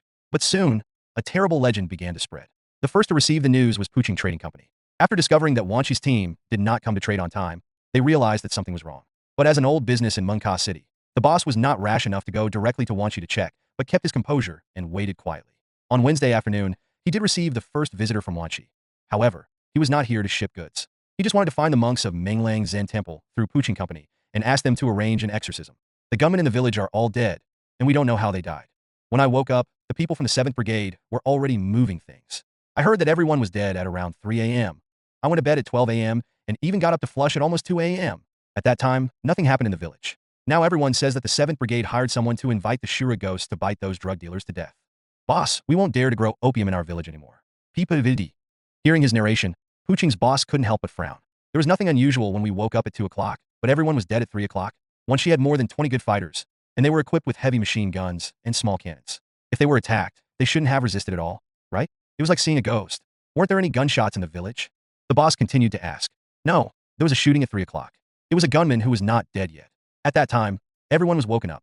You know that gunman Wei Chingwu, the one who killed my wife. He has gone completely crazy, saying ghosts are eating people whenever he sees someone. He has now been taken away by the management committee, and we don't know if he is dead or not. This not a single shot fired? That's really weird. No wonder they say that ghosts eat people. Not to mention these uneducated villagers. Even I couldn't help but think in that direction. Could it be that they are fighting among themselves? How could it be an internal conflict? They didn't die together. The villagers immediately shook their heads. This is the most frightening thing. The gunmen died right where they were, as if they hadn't put up any resistance. Moreover, there were more than 100 people in the village, but no one noticed. Everyone said they slept very well last night. Either they slept well, or they couldn't wake up. You know what sleep paralysis is? It's the feeling of sleep paralysis. My mind was very excited, but my body felt heavy. I couldn't move. I couldn't open my eyes. If it wasn't for the gunshot, I don't think anyone would have gotten up. You feel the same way yourself? Yes. Otherwise, why would I exorcise evil spirits? This time, the boss could no longer sit still. The whole thing exudes an evil aura. Of course, he still doesn't quite believe that ghosts really exist, especially since the 7th Brigade is involved, so it definitely has nothing to do with ghosts. But if there are no ghosts, the truth of the matter would probably be even more terrifying than if there were ghosts. Because that means that a team has appeared in Mungka that can quietly wipe out the entire Wanshi village. It's definitely not the 7th Brigade. They don't have that ability. It's not Chasely. They don't care about such trivial matters. They can only be a mercenary group. They could act in Wanshi without being discovered. But what about Mingka? Although he was a merchant, he was very vicious and made many enemies. What if someone finds them and attacks them? Can the few mercenaries he hired stop them? The boss shuddered. Kameda, you have to install a camera? No matter how expensive it is, you have to bite the bullet. No, this is a business opportunity. If I want to pretend, shouldn't others do the same? The opportunity to make a fortune has come. So he quickly said to the villagers in front of him, I don't have any connection with Menglang Temple, but others may have. Go ask other businesses, ask on the street, tell them about this, maybe someone will have a solution. The rumor of evil ghosts eating people spread, but in the professional and non-professional circles, this rumor took on completely different forms. Ordinary people really thought they saw a ghost. And for a time, Menglang Temple was filled with orders. The abbot probably never imagined that his Shura would one day generate income for the temple in this way. But I have to say, he is indeed a smart man. The moment the news spread, he guessed that this incident must have been done by a group of extremely powerful mercenaries. Which mercenary group was the strongest and the most ruthless? From what he had seen, was there any need to say? So, he took the blame without blushing. The incident at the Wanshi camp was a punishment from the Azuras under the Buddhist throne. Poisonous creatures harm people. If you don't want to go to Azura hell, I advise you not to touch poison. The believers were extremely convinced by his words. If Chen Chen was present, he would probably laugh out loud on the spot. Is there anyone who is willing to take the blame? Although this way of taking the blame is a bit sloppy, it is enough for ordinary people here who have no culture and no knowledge. Instead of letting everyone guess and finally guess that it was the mercenaries or themselves, it is better to directly use the majesty of the Buddhist temple here to interrupt the topic. In this way, at least in the short term, the trend of the Dongfeng Corps' growing reputation can be slowed down. Being low-key means safety. But of course, being low-key has its limits. Just because ordinary people cannot understand something doesn't mean that professionals are fools. Whether it was the mercenary groups active in Mungka, the 7th Brigade, the major trading companies, or those powerful merchants, they had already pieced together the full picture of the matter through various pieces of information. There was nothing fancy about it. A group of mercenaries entered the Wanshi camp under the cover of night, bypassed all the guards and traps, and killed the armed men inside one by one. The moment the news came out, the entire Mungka upper class was almost boiling with excitement, which formed a stark contrast with the silence of the action itself. However, both Chen Chen and Peng Shuqing were very professional and concealed the true information of the Dongfeng Corps. So, all everyone knew was that a Shura Corps swept through the Wanshi camp and killed everyone there like evil spirits. But they have no idea who this army is or where it is. However, no matter what, the price of surveillance cameras has really skyrocketed. The Dongfeng Corps, on its own, raised the price of this product, which was not selling well in Munka. The camera from Huaxia originally cost 12,000 renminbi, but now it costs 30,000 renminbi. The one with night vision function was originally priced at 30,000 yuan, but it was sold for 120,000 yuan. There is no way. It is out of stock. It will take at least 1 or 2 months for the goods to arrive. What if someone is targeted during this period? Incredible wealth has descended upon the head of the boss of Puqing Trading Company. He flatters the so-called Ashura Corps whenever he meets someone, saying that he will give them 50% of the profits if he has the chance to meet them. In the midst of all the noise and chaos, besides Mu Gue and the 7th Brigade, there is only one person who can most closely feel the power of the Ashura Corps and knows their true identity. The Jackal of Cheshire. On the second day after the Dongfeng Corps returned, he took the initiative to come to us. The first thing he said when he saw Chen Chen was, "Shipwreck, you have a new name. Ashura. Don't talk nonsense about Ashura. It has nothing to do with me." Chen Chen denied it without even thinking about it, and Jackal nodded in understanding and said, "Well, not you, not your Dongfeng Corps. But can you tell me how you got all these equipment here? You can't just pick them up from the ground, right?" "Yes, I found it on the ground. I brought it back because no one wanted it. I didn't expect it could be used after just wiping it. I guess other mercenaries would be jealous." Chen Chen looked calm, and the Jackal rolled his eyes. "You should think about how to explain it. If you don't want to reveal your identity, these equipment must have a reasonable source. You know, they could be sent to you by chase, in exchange for your combat intelligence. How about that?" Hearing this, Chen Chen's face showed a surprised expression. "Jackal, you become a bad person. You started to raise the price. For such a small matter, you actually want to exchange it for complete information? Peng Shuqing can easily prove this matter, and it's not your turn at all? Okay. But we are a neutral party, and we are Thai, so our words are more credible. You're just being persistent. Well, there is nothing to say about this mission. I will give you the information for free." Chen Chen did not intend to use transaction to bind the Jackal every time, because he knew that the Jackal would leave eventually. If you can establish better relationships as much as possible before he leaves, you will still have a chance with his successor. Nothing to say? What does that mean? There are so many details in infiltration operations. Isn't it worth talking about? The Jackal frowned and asked in confusion. Really not. The effect of the toxic smoke was much better than we expected, so the outdoor part basically had no setbacks. The enemy's reaction was greatly slowed down. We just left the global observation field normally, guided the incoming team members to bypass the enemy's alert and reconnaissance line of sight, and then eliminated them one by one with cold weapons and silent weapons. Perhaps the most difficult part is the simultaneous attack on the 4 towers. But to be honest, under the effect of the poisonous smoke, the error tolerance of the entire attack process is greatly improved, and the requirements for combat quality have been reduced to the lowest. As for the indoor battle, the enemy has been making mistakes. The Wanchi camp cannot be considered a camp at all. It should be said that it is an armed village. Its firepower is strong, but its overall defense is very loose. The 2 most important buildings do not have effective early warning measures. The poisonous fortress even opened its door on its own initiative. So, it's really lackluster. If you were here, you would probably do a better job because you have better telescopes and even drones. After listening to Chen Chen's narration, Jackal nodded silently. Yes, there was indeed nothing in this whole process that was beyond Chasley's ability. The attack is not attack, but simply harvesting. But the question is, how did the attack turn into a harvest? Undoubtedly, it was the meticulous planning before the operation. Only by anticipating all situations and making all the plans can you be so relaxed and smooth when you finally start the operation. This is exactly the advantage that makes the Dongfeng Corps, or Shenchuan, far superior to other mercenaries. With the help of plans and tactics, he completely concealed the weaknesses of his team and raised the small, insignificant advantage to an overwhelming level. It's like a swordsman who, after discovering that his body is not strong enough, his weapon is not sharp enough, and his armor is not strong enough, increases his speed to the extreme, and then pierces his opponent's throat with one sword before his opponent can even pick up his weapon. So how many entry routes and retreat routes did you make in total? The Jackal asked curiously. There are many routes to enter, about 12 options including all the branches. There is only one retreat route. Sunk, I think the nickname Ashura doesn't quite suit you. You should be called Batman. The Jackal said seriously. Why? Because you can fight Batman, but you can't challenge Batman to a fight. I think even if Chase fights you, if it's a challenge, the outcome is still uncertain. Then you are exaggerating. Chen Chen waved his hand quickly and replied. After all, the scope of what tactics can compensate for is limited. We are fighting non-professionals. If the drug dealers in the Wanchi camp were replaced by a group of mercenaries who have really fought tough battles, this attack would not be so smooth. That's true. The Jackal nodded thoughtfully, then continued. Now you are a very fast knife, but also very brittle. Perhaps you need 1 or 2 tough battles to temper yourself. Yes, but that's for later.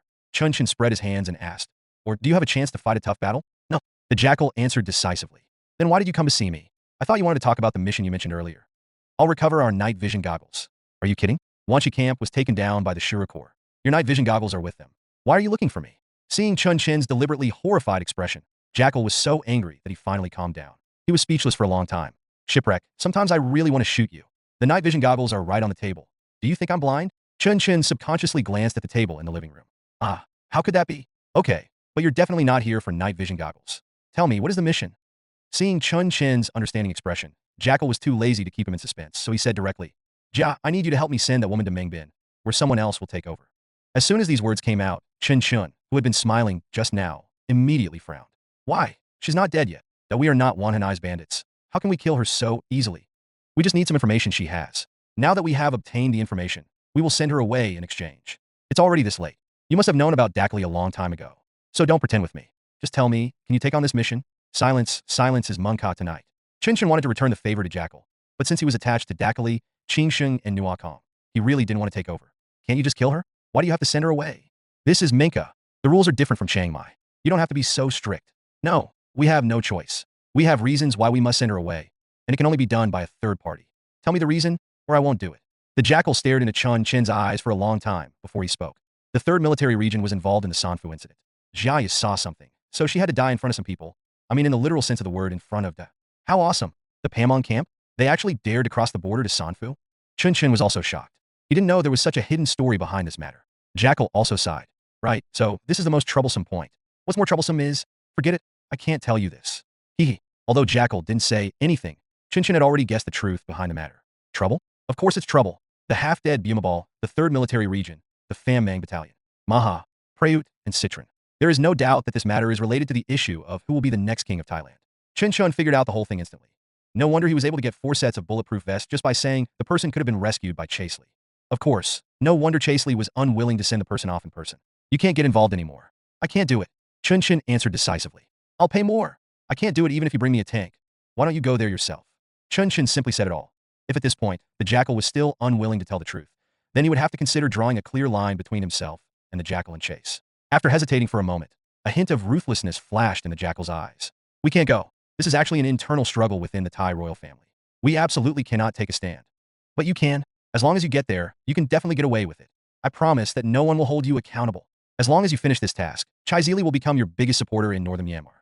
As long as we can get the equipment, you will have a share. The bigger the waves, the more expensive the fish. There is no doubt that Chen Chen understands this principle. Moreover, the conditions offered by the Jackal were indeed very attractive. A job that a tank could not do, but with the subsequent equipment support from Chasely, it could really be done. Moreover, it is not just equipment sharing, but serious identity sharing. What does Chaisley do? It's a defense company that produces arms. They can not only produce armored vehicles, but also tanks and even warships. According to the current situation, Chasely will definitely establish his own power in northern Myanmar. In other words, the support for the northern Myanmar branch will only become stronger and stronger. Maybe one day, they will really be able to drive tanks here. It's a beautiful future. But the problem is, if you want to fish in the wind and waves, you have to first see if your boat can withstand the strong wind. The issue of the Thai king's ownership is too big. Although the Jackal swore that no one would pursue it, what could he guarantee? All he could guarantee was that under normal circumstances, no one would pursue it afterwards. In his opinion, this was just an explanation after all, and not about killing to keep a secret. But what is the reality? There are always people who don't want this explanation to be implemented. Or to put it more bluntly, this is an escort mission. If the escort arrives, everything will be fine. If the escort does not arrive, you will die. This means that the prognosis of the mission is likely to be good. And once the task is completed, the relevant parties will no longer waste their efforts or resources. But the process of the mission is extremely dangerous. Therefore, Chen Chen did not respond to Jackal immediately, but planned to think about it carefully first. The Jackal also expressed understanding for his choice. Though we don't have to look for the Dongfeng Corps. In fact, other mercenary groups, including Muguay, can also do this. However, this is not just a question of strength. What we consider most is purity. You have no roots in Munka, and your entanglement with other forces is also shallow. This is your advantage, and it is also the reason why we prefer you. If we can complete this mission well, our alliance will become a natural thing. This is a treatment that other mercenary groups will never be able to enjoy. Anyway, you should think about it carefully. We are not in a hurry for now. Understood. I'll get back to you as soon as possible. Chen Chen nodded in response, then sent the Jackal out of the room. After returning to the living room, the other 3 members of the Dongfeng Corps were already waiting for him there. Seeing him come in, Shur Dekai spoke first as usual. Captain, is what Jackal said related to the King of Thailand? Chen Chen nodded slightly and did not deny it. In fact, when he was talking with the Jackal just now, he did not deliberately avoid the other 3 people, and Shur Dakai happened to understand several English words including numbers. So he pieced together the 2 information, Rama and 9, and guessed that they were discussing the King of Thailand. But this is not a leak, because it cannot be concealed at all. The BBC News has already revealed that King Rama 9 is seriously ill. Coupled with the 2 sensitive pieces of information about Chiang Sain and Pamanjing, most of the people involved in this incident, including Wan Hinai and the previous Pwai trading company, have probably guessed the truth of the matter. There is no need to hide things from your teammates. Instead, it is in the best interest of the Corps to gather information and be honest with each other. So, Chen Chen simply gave a brief account of the Jackal's mission. Why did they want that woman to die? Want to cover up the truth? Dakai continued to ask. It's not a question of covering up the truth. The truth cannot be covered up. They just want to remove the sword of Damocles. Jia deserves to die because she is a Western journalist. Unlike us, she can be used to influence public opinion. No one would believe the words of a mercenary and drug dealer who lives on the edge of a knife in northern Myanmar, but her words can be used to attack the crown prince's opponents, that is, Preut or Sirindhorn. So, do you understand? I understand. Dakai nodded silently, and then asked, but if we participate, will we also be silenced? No. Now that we know, will we be silenced?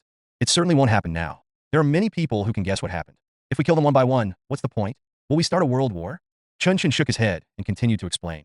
But if we really interfere in Jia's affairs again, we can't say for sure. Chasely will not take action because they must maintain a neutral status in order to continue their business. The three factions will not take action. They need this bargaining chip to negotiate. But any party outside the three factions may take action against us for various reasons. So I didn't agree to it. Let's wait and see. Still watching, Bao Qi on the side asked in surprise. I thought we had to wait a while. Why would we do something with such high risk and low return? This is not low yield. Chen Chen shook his head again. Do you think the Chesley support that the Jackal promised is just as simple as equipment? This is a fucking identity. With this identity, we can truly gain a foothold in northern Myanmar. If we want to expand in the future, or even want to compete with Shan State and the 7th Brigade, we will need such an identity. Otherwise, we can only maintain a small scale of less than 10 people. Once we exceed a certain limit, we will be immediately crushed by the 7th Brigade. Understood. Bao Qi nodded thoughtfully, then asked, so do all the major forces active in northern Myanmar have such identities? Of course. You think this is a paradise for warlords, bandits, and drug dealers. In fact, this is just a buffer zone for countries to exchange interests and engage in geopolitical confrontation. Forget it, let's not talk about this. Chen Chen waved his hand casually and said, let's share the money. We're going to make a fortune this time. Upon hearing this, the gloomy look on everyone's face disappeared instantly. Share the money. In this operation against the Wanshi camp, apart from the equipment that did not need to be returned, they received $700,000 in cash alone. Peng Shuqing had already sent people to deliver it all, filling up an entire suitcase. The moment the box was opened, it was like a special effect in a movie, and several people exclaimed wow in unison. To be honest, even Chen Chen had rarely seen so much money in his previous life. How do we divide it?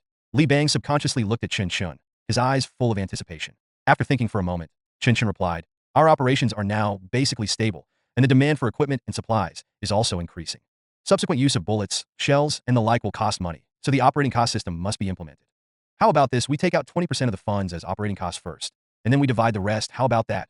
As soon as he finished speaking, Bao Qi raised his hand in objection. 20% is not enough. $140,000 may seem like a lot, but it won't last long. We spent $50,000 on 1 month of training last time. Now we have rocket launchers, heavy machine guns, and mortars. In addition, those advanced equipment will also break down. How long can this money last? I suggest preparing at least 40%, which will be good for all of us. Li Bang also agreed with Bao Qi. He had tasted the sweetness of training and equipment, so he knew how cost-effective it was to spend money on these things. For a moment, everyone's eyes turned to Dakai. Dakai opened his mouth in confusion and said, why are you looking at me? If you wanted to say something, I would rather not share the money and buy a Hummer, the kind with bulletproof and machine guns. There's no rush to make money. The better the equipment, the more money you can make. My goodness, these three are even more radical than Chen Chen himself. Maybe it's because the money came too easily these times, so they have gained confidence. Just like a gambler who is lucky in gambling, who would be afraid of all in. If you want to be rich, bet big. 0.1 million is not enough to buy a Hummer, so you have to divide it up. Seeing their attitude, Chen Chen also had the confidence to make the decision. According to the 40% reserve for operating costs, we will share the remaining 420,000, plus the remaining 30,000 from before, a total of 450,000. 50%, maybe? What if we need to recruit people? Dakai added another sentence. Everyone raised their hands in approval, and then half of the money in the box was taken out, $380,000, and placed in front of everyone. Please take out another 30,000 yuan, and we will go buy some cameras and install them. Dakai was as cautious as ever. Fuck, that camera is to protect us, okay? Why are you being taken advantage of? Wait until the price comes down. The amount was finally decided, and everyone happily began to divide the money. Chen Chen took the biggest share, $150,000. Bao Qi and Li Bang were in the infiltration group and took a little more, 80,000 each. Dakai took 70,000. When the cash was in hand, everyone was happy but also confused. They had never seen such a large amount of money. What should I do next? Li Bang asked tentatively. Is there any need to ask? The war is over. Go spend some money. If you don't return home when you are rich and powerful, it is like walking in the night with fine clothes. According to normal people's logic, the first thing to do after making a fortune is naturally to spend lavishly and show off. But unfortunately, the families of all members of the Dongfeng Corps are still in Kokong, and they have no chance to return home. Therefore, they can only relax their nerves, which have been tense for too long, through consumption. This is also a normal rest. Chen Chen did not restrict this because he knew that a relaxed and moderate rhythm would be more conducive to improving the team's combat effectiveness. In such an environment, if we really adopt the ascetic methods of the XXX army, I am afraid that this team will collapse in a short time. So, He just set a few basic rules for the other three and let them go. The first rule is that you cannot take drugs or gamble. Anyone who does so will die. Also, because of the shared secret, there is no chance of being expelled, and you will kill people yourself. The second rule is that if you really want to go to a prostitute, you cannot stay overnight. You must go when you have sex and put on your pants before leaving. The third rule is that you cannot get drunk outside and you cannot leave your gun behind. The three of them had no objection to these rules and were eager to have some fun. But then something funny happened. The next morning, Chen Chen slept until 8 o'clock and watched the three people go out without eating breakfast. As a result, he left at 8 o'clock and came back at 9:30. Chen Chen's own pot of pigeon porridge was not even cooked yet, and Bao Qi was the first to walk in dejectedly. In his hand, he was holding a bright red envelope. But don't be discouraged, an hour and a half is fine. Chen Chen patted his shoulder and said that I didn't come in until 9 o'clock. Half an hour is pretty good. That I came back and walked for 20 minutes. Chen Chen stopped talking. He was afraid that the more he talked, the sadder Bao Qi would be. So he pointed at the table and said, "Go sit over there and have some pigeon porridge to replenish your body." Why? Bao Qi walked over reluctantly and sat down. But just as he sat down, Li Bang came in again. He also had a dejected look on his face, but this kind of dejection was a little different from Bao Qi's. "You can't do that either?" As soon as Chen Chen opened his mouth, Bao Qi at the table stood up with his eyes wide open. So he quickly added, "No, that's not what I meant. Where have you been? Why did you come back so soon?" Li Bang looked at Bao Qi in confusion and replied, "I walked around the city and it didn't seem interesting. I don't understand the things in those shops. Watches and handbags are sold for $10,000 each, and I don't know what they are made of. I want to look at the gun, but it seemed useless and not as good as the Type 81 rifle we are using now. So I came back. I didn't buy anything. I just had a bowl of sour noodles and spent 6 yuan." "Then you are really awesome," Chen Chen said speechlessly. He could see that these two people had really never seen the world. Even if they were let out into the wild, they wouldn't know what to do. However, this mentality cannot be said to be bad. If one day they really begin to be completely corrupted by the desires that are raging on this land, that's when the trouble begins. If you can't spend it, don't spend it. Save the money and find a way to bring your family over later. We have to start preparing for this matter, and it will definitely cost money. As soon as Chen Chen said this, Li Bang nodded immediately. I thought the same thing in my heart. It would cost money to build relationships and hire people, so I couldn't bring myself to spend money. "Brother Chen, what are you cooking?" "Pigeon porridge, sit down and eat." Li Bang also sat down. The three of them had not taken a sip when Shi Dakai pushed the door and walked in again. However, his expression was much better than the other two. In his hand, he was holding a large black stone. "Don't tell me you went to buy rough stones." "Yes, I want to see them gambling on stones and bought one myself. It wasn't expensive, just over 1,000 RMB. It's a pity that nothing came out pure marble. I wanted to make a peace and safety plaque for everyone, but I couldn't do it." "Then why did you bring it back so happily? Myanmar is so far away from the Wulong River. What good stuff did you expect to be transported here? Since I spent money on it, I might as well put it at home as a decoration. I think this thing is ugly even if I put it at home." Chen Chen shook his head helplessly and continued, "Eat some porridge and stop messing with your broken stone." "Okay." Sure Dakai obediently threw down the stone, took the bowl, and sat down at the table. So a good consumption day turned into a dinner day, and the food was extremely light pigeon porridge. This scene is probably unique in the whole Myanmar. But to be honest, in Chen Chen's previous life, many people portrayed northern Myanmar as a paradise of sin and a holy land of desire. But what is the reality? What do you expect from a place with a development level similar to that of a small county town? It is nothing more than that industries that are unacceptable in civilized society are extremely developed. Pornography, gambling, and drugs have been taken to the extreme, even to a distorted degree. But if you just want to find some healthy entertainment, it's really hard to know where to start. You can't be stupid enough to go to a bar here and pretend to open a big bar. Where are you opening it for? How many thousands of dollars would you spend in a place where you can sleep with women with a score of 7 or above for only $200? Please stop it. Then just save it. It's good to save it. When the identity problem is solved one day, we will find a way to go to Thailand to have fun. So a few of them stayed in the home, drinking porridge and discussing the next plan. You still have to train. You still have a lot to learn. But from now on, we won't have continuous training for a whole month. Just practice when you have time. Also, although we now have relatively complete equipment and sufficient firepower, at present, the advantage of equipment is not enough to make up for our lack of manpower. So, now that I have money, I should think about buying some equipment. At least for me, I'm still lacking some small pieces of equipment. What about GPS, silencer, scope, etc.? What do you need? The three of them looked at each other, unable to explain what was going on for a moment. After thinking for a while, Shi Dakai asked, "Can we get a flamethrower?" "This thing is not suitable for us. It is too dangerous. Don't burn yourself." "Okay, what about the white phosphorus grenades? But I can't buy it. Individual air-to-air bomb? You could take a look at this. But do you really need such exaggerated equipment?" Shi Dakai smiled sheepishly and replied, "It's better to be prepared. If we have these things, the lethality to living targets will be much greater. If possible, I'd also like some hollow point bullets. By the way, don't we have a rocket launcher? But the shells we have are only high explosive shells. Can we get some jet armor-piercing shells?" Chen Chen was completely speechless. "Go down and say hello to the King of Hell and ask him to tattoo you." After some discussion, regardless of whether they really wanted it or just proposed an idea, the four of them finally determined several future equipment procurement targets. Chen Chen took out his cell phone and was about to call Peng Shuqing to ask if he had the goods, but unexpectedly, he called first. Hello, Boss Peng. I'm the shipwreck. Ah, I know, shipwreck. Are you free tonight? I'm free. What's the matter? Chen Chen asked doubtfully. As long as you are free, Captain Chen wants to invite you to dinner, saying it is a celebration banquet. You should get ready and come over. Chen Chen had to go to Chen Shinha's celebration banquet, even though he knew that it might very well be a Hongmen banquet. This has gone beyond the scope of basic social etiquette and has become a question of exchange of interests. Chen Chen went there, which represented that he accepted the cooperative relationship between the two parties and was willing to form a state of shared responsibility for this incident in the future. If he doesn't go, it means he wants to get rid of the management committee and the 7th Brigade. We are all here to make a living on this land. Do you want to stay out of it? Then go and die first. So, at 5 o'clock in the evening, Chen Chen set out with the other 3 members of the Dongfeng Corps and came to the box arranged by Chen Shinha in the Vientiane Hotel. This Vientiane Hotel is quite special in Mengka. It is a property exclusively owned by the management committee, but it is not under the jurisdiction of the 7th Brigade. Instead, it is directly governed by the Shan State Alliance Army Military Commission and the local administrative management committee. In other words, this thing is a completely transcendent existence. It represents the top level of the Shan State Alliance Army, not the local army. By choosing to hold a banquet here, Chen Shinha has made his attitude very clear. You could almost say that he had the words, "I won't mess with you today," written on his face. Of course, Chen Chen could understand his hint, so the whole dinner went very smoothly.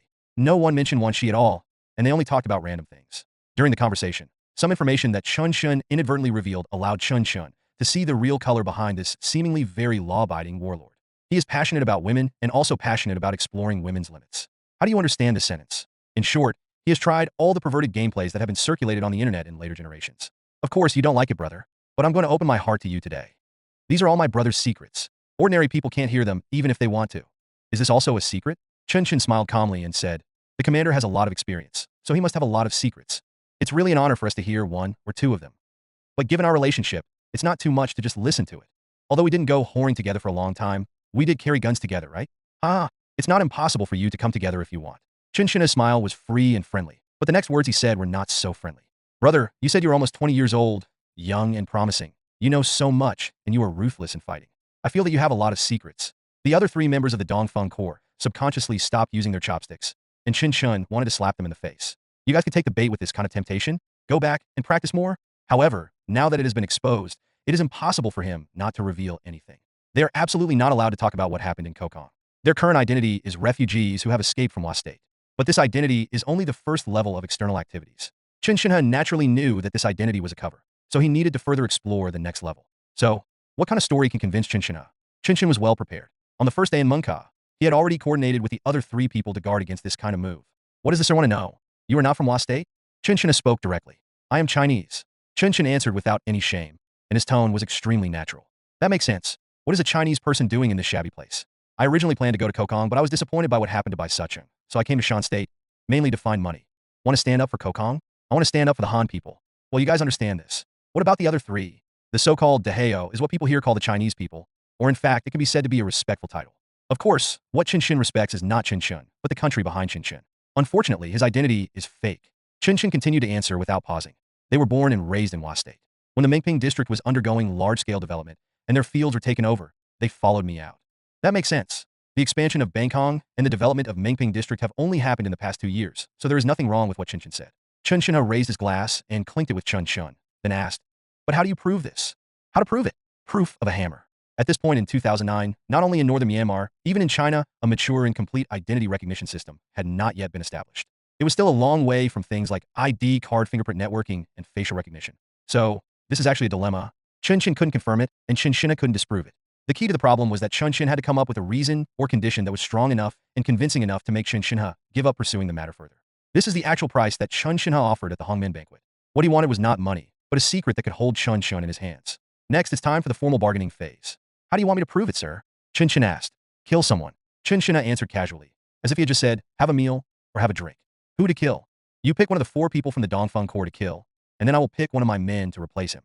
As soon as these words came out, everyone on Chen Chen's side sat up straight subconsciously. "Let's do it here?" Chen Chen continued to ask. The situation was a little beyond his expectations. Chen Shinha could actually convince Vientiane Hotel? This shouldn't be possible, right? "Right here, I have made my announcement today. The gun must go off. He will take over the vacant position. Xiao Xiao He, come over and say hello to your superior." Beneath the calm atmosphere, there is a tense fight. Bao Qi, Li Bang, and Shi Dakai all looked at Chen Chen. They absolutely did not believe that Chen Chen would shoot, but at the same time they did not know how to break the situation. All hands were on the gun handles. Chen Chen slowly pulled out his M1911 and pulled the slide to load the gun. "Xiao Yi, right? Put your gun up." The man called Xiaohe by Chen Chen pulled out his gun in confusion. Aim at me, Chen Chen said calmly. Team leader, Shi Dakai shouted immediately. He thought Chen Chen wanted to use this method to force Chen Chen to submit. If you want to kill someone, kill me first. But the question is, how could Chen Chen fall for this? He's a fucking warlord, and warlords do things unreasonably. As long as Chen Chen continues talking, Xiaohe's gun might really go off. Li Bang and Bao Qi on the side immediately took action, drawing their guns and making desperate gestures. But all this was unnecessary, because at that moment, the gun had already fired. The .45 ACP bullet flew out of the barrel, spinning in the air for less than 5 meters, and then penetrated into Xiaohe's forehead. The blood splattered all over the table, and even Chen Chen's clothes were not spared. And Chen Chen looked at Chen Chen and said, Sir, he just joined the Dongfeng Corps, and he wants to eat the eldest brother. I'm so sorry I killed your man. Chen Chen picked up the rag and wiped the blood off his clothes, then said calmly, The one who eats big brother should be killed, but how do you know he can kill him?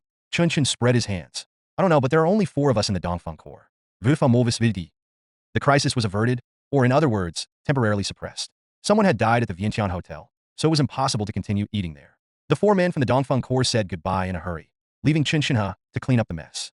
Sitting in the warrior car, Bao Qi asked, Brother Chen, why would he let you kill someone? Chen Chen glanced at Bao Qi and replied, He originally wanted me to kill someone. Dakai, do you know the background of the Vientiane Hotel? Yes, I learned about it when I was doing human intelligence. Shi Dakai nodded in reply, then explained it to Bao Qi. Good. Shi Dakai adjusted his sitting posture slightly and said, The Vientiane Hotel is owned by the top forces in Shan State. Generally speaking, no one is allowed to kill people here. Not to mention killing, even fighting is not allowed because this hotel will receive many normal guests, including some international investors, some officials, and the like. So as long as we kill someone in there, Chen Chen will have the evidence. He can clean up the matter now, or he can expose the matter at any time and make us the enemy of the entire Shan State, not just the 7th Brigade. As for what he said about the Dongfeng Corps having to kill one man, it was just for fun. He probably wanted to see if we would do anything to Brother Chen. This person's character is very sinister. I can't say he is sinister. He is just pure evil. After listening to Shi Dakai's explanation, Bao Qi and Li Bang nodded in understanding, while Chen Chen added, This is the main reason, but there is another point. The person who died was a member of the He family. I think he may have some relationship with Meng Bin's He family. This may also be part of the handle, but there is no need to worry too much about it. We will break with him sooner or later. No one wants to be a mercenary for life. Let's not talk about this anymore. Let's go home. Chen Chen's simple words made the other 3 people in the car feel excited. Yes, no one will be a mercenary for life. So, what is Chen Chen's goal? No matter what it was anyway, he was a great warrior and moved forward all the way.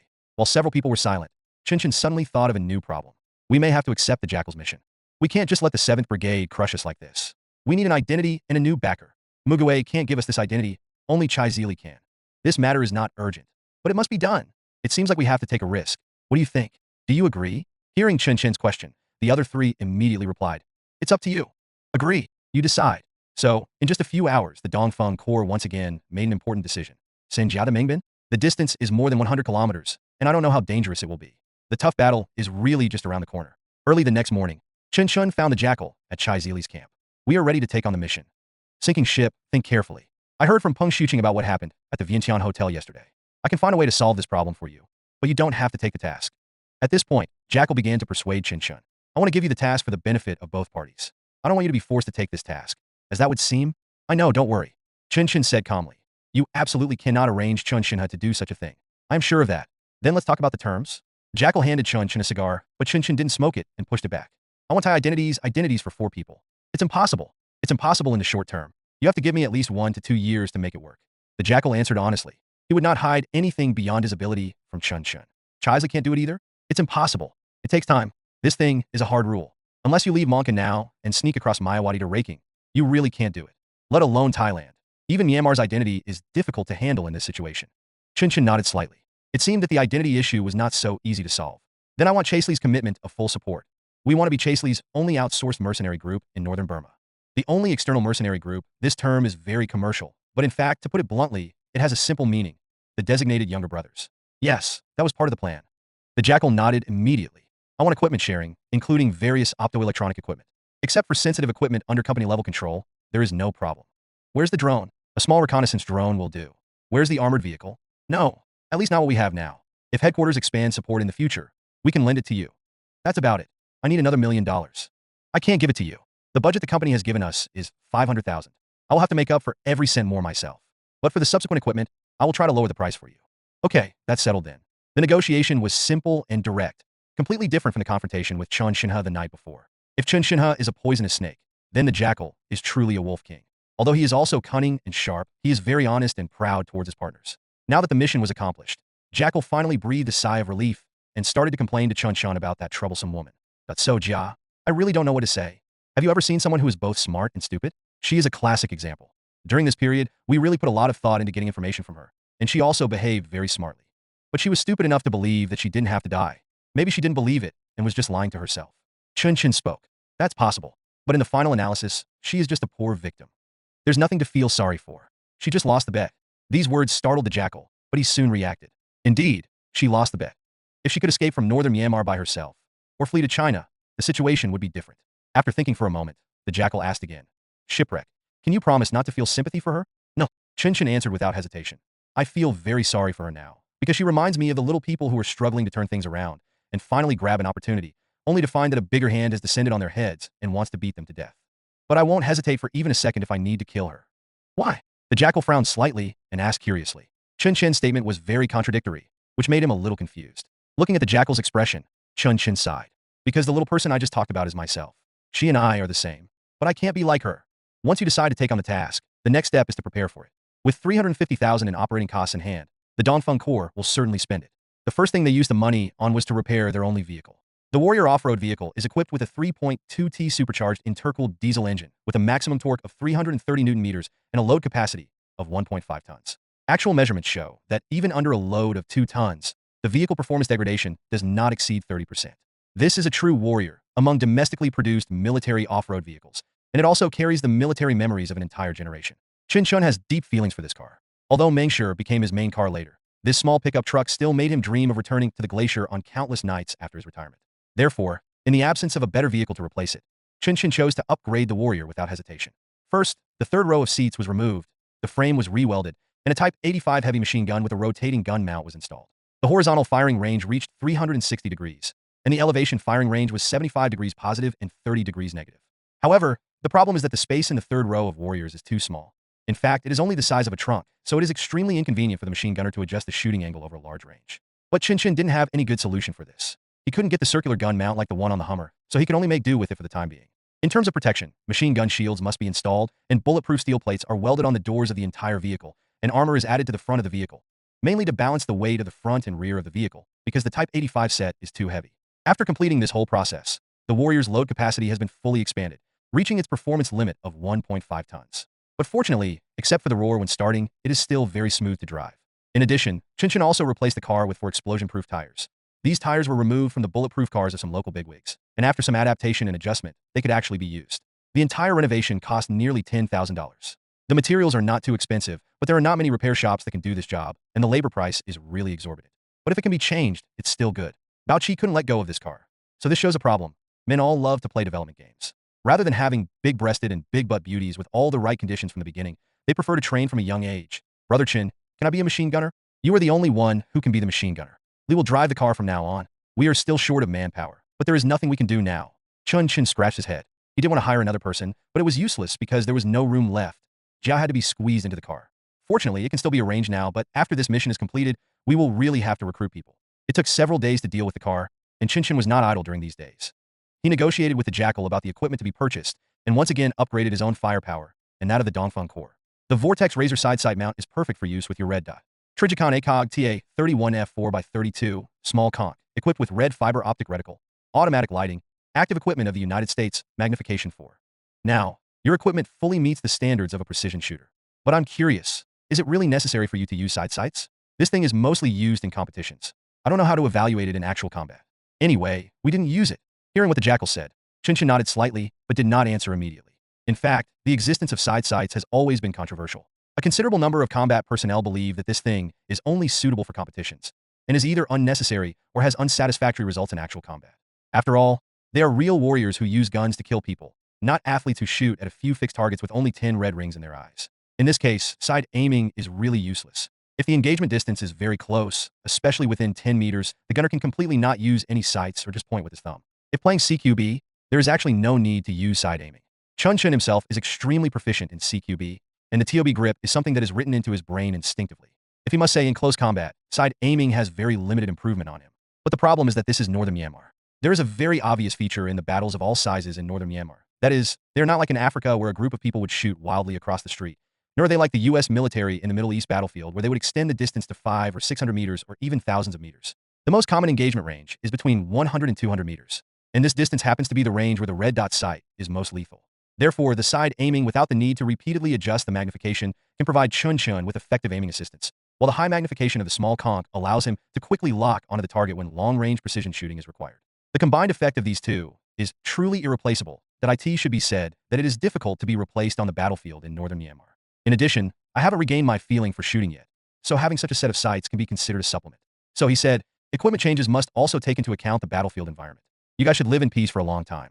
In short, this is the best way I can find to increase my ability limit at this stage. It's not expensive anyway. How much did you say it was? The side sight frame is $400, and the original price of the small conch is over $2,000. I charge you $9,000, which is the lowest price. The settlement price we get from the headquarters is $7,500. Add up the freight and maintenance costs, and I don't make a penny from you. I understand. Then I won't bargain. Chen Chen said readily. He knew that this price was definitely the lowest price. The jackal had sold him a red dot for $5,000, but now he only paid $9,000 for a small conch. This showed how valuable favors were. If you continue to bargain, I will have no choice but to give up this deal. Let's look at other equipment. GPS, $2,000, the market price in Myanmar. It doesn't matter where you buy it. Silencer. I assigned you a set SOCOM 556 with SF 4P muzzle flash suppressor. The silencer effect is average. You know, for 116 Hong Kong dollars will be the same no matter what silencer is installed. But the effect of reducing the muzzle shock wave is still very obvious. At least I feel it is very suitable for me. How about the total price of $2,200?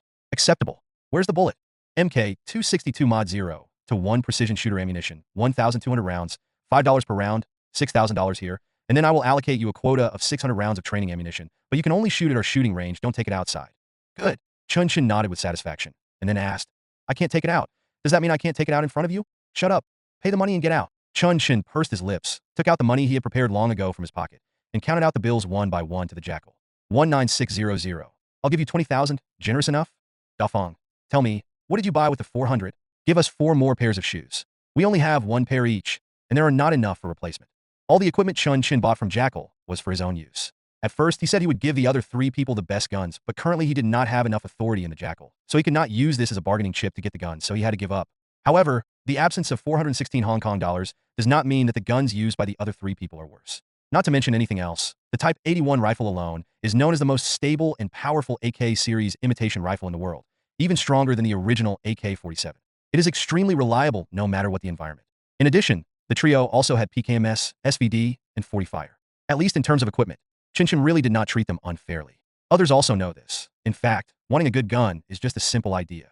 In actual combat, they are still more accustomed to the Type 81 rifle.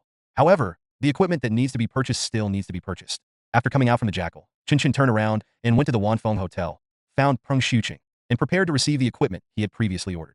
Li Bang wanted a secondary weapon, so Chen Chen arranged a shotgun for him, Type 97-2, with 3 5-round magazines, using 18.4mm fragmentation bullets, with an effective range of 50 meters. The structure of this thing is basically a copy of the Remington M870, except that the cylindrical magazine is changed to a magazine-type feeding system, which reduces the trouble of loading and unloading bullets. Theoretically, its power is not as good as a pure-blooded M870, but M870 can also be obtained in Myanmar. But what Chen Chen valued was its quick reload function, which could sometimes mean the difference between life and death in close combat. If you want to upgrade later, you can switch to a more powerful semi-automatic shotgun. As for Bao Chi, he needed a larger PKMS drum magazine, so Chen Chen went to Peng Shuqing to order 2 300-round magazines. Sure, Dakai is still obsessed with individual soldier fuel air explosive bombs, but this thing is a first-level controlled equipment in chess. It's not some international convention, war ethics, or other nonsense. It's simply expensive, so no one uses it. So, he finally compromised and switched to rifle grenades. The Type 81 rifle can fire 40mm armor-piercing grenades directly at the muzzle with live ammunition. But this thing is more troublesome to use and affects the sustainability of firepower, especially when the Type 69 is already equipped with a new 40mm armor-piercing grenade. It becomes even more useless. Therefore, Chen Chen did not take this common thing, but asked Peng Shuqing to help him find an extremely rare 81-bar underslung grenade launcher. QLG 91A. Peng Shuqing lived up to expectations and actually found them. But there were not many, only 2, equipped with 12 high-explosive rifle grenades. That's enough. The rifle grenade itself is used as a tactical supplement. Just use 40 fire upwards and throw grenades downwards. The blank in the middle just needs to be filled. There is no need to pursue abundance. Looking at the equipment on the ground, Chen Chen nodded with satisfaction and asked, how much is it in total? Peng Shuqing scratched his head. It seemed that he originally wanted to bid for a price himself, but he didn't know much about equipment, so he finally called his quartermaster over. The gun is 12,000 renminbi. The drum is $400 US. The grenade is 3,000 renminbi, and the various ammunition is 6,000 renminbi. I just settled everything in RMB, 24,000 renminbi. We don't have that much RMB cash. Let's convert it into US dollars. The quartermaster nodded and replied, today's exchange rate is 6.8332, but we can calculate it for you at 8, which is $3,000. Good quality and low price. Muguay is different from Chasely. The sources of their equipment are complicated and the quality is uneven. Even if it is the same gun, the price is much lower than that in Chasely. But the problem is that it is difficult for them to get the high-end equipment that Chase uses. Chen Chen paid the money readily. Peng Shuqing asked the quartermaster to arrange someone to help him send the equipment back, while he took Chen Chen back to the office and sat on the sofa to chat. That I'm sorry about what happened to Captain Chen, but you should also understand that this kind of thing is not only common in Myanmar, but it should be said to be necessary. It's just that Captain Chen is quite special. The way he does things is often hard for people to understand. This has to do with his brother and his relationship with his brother. Boss Peng.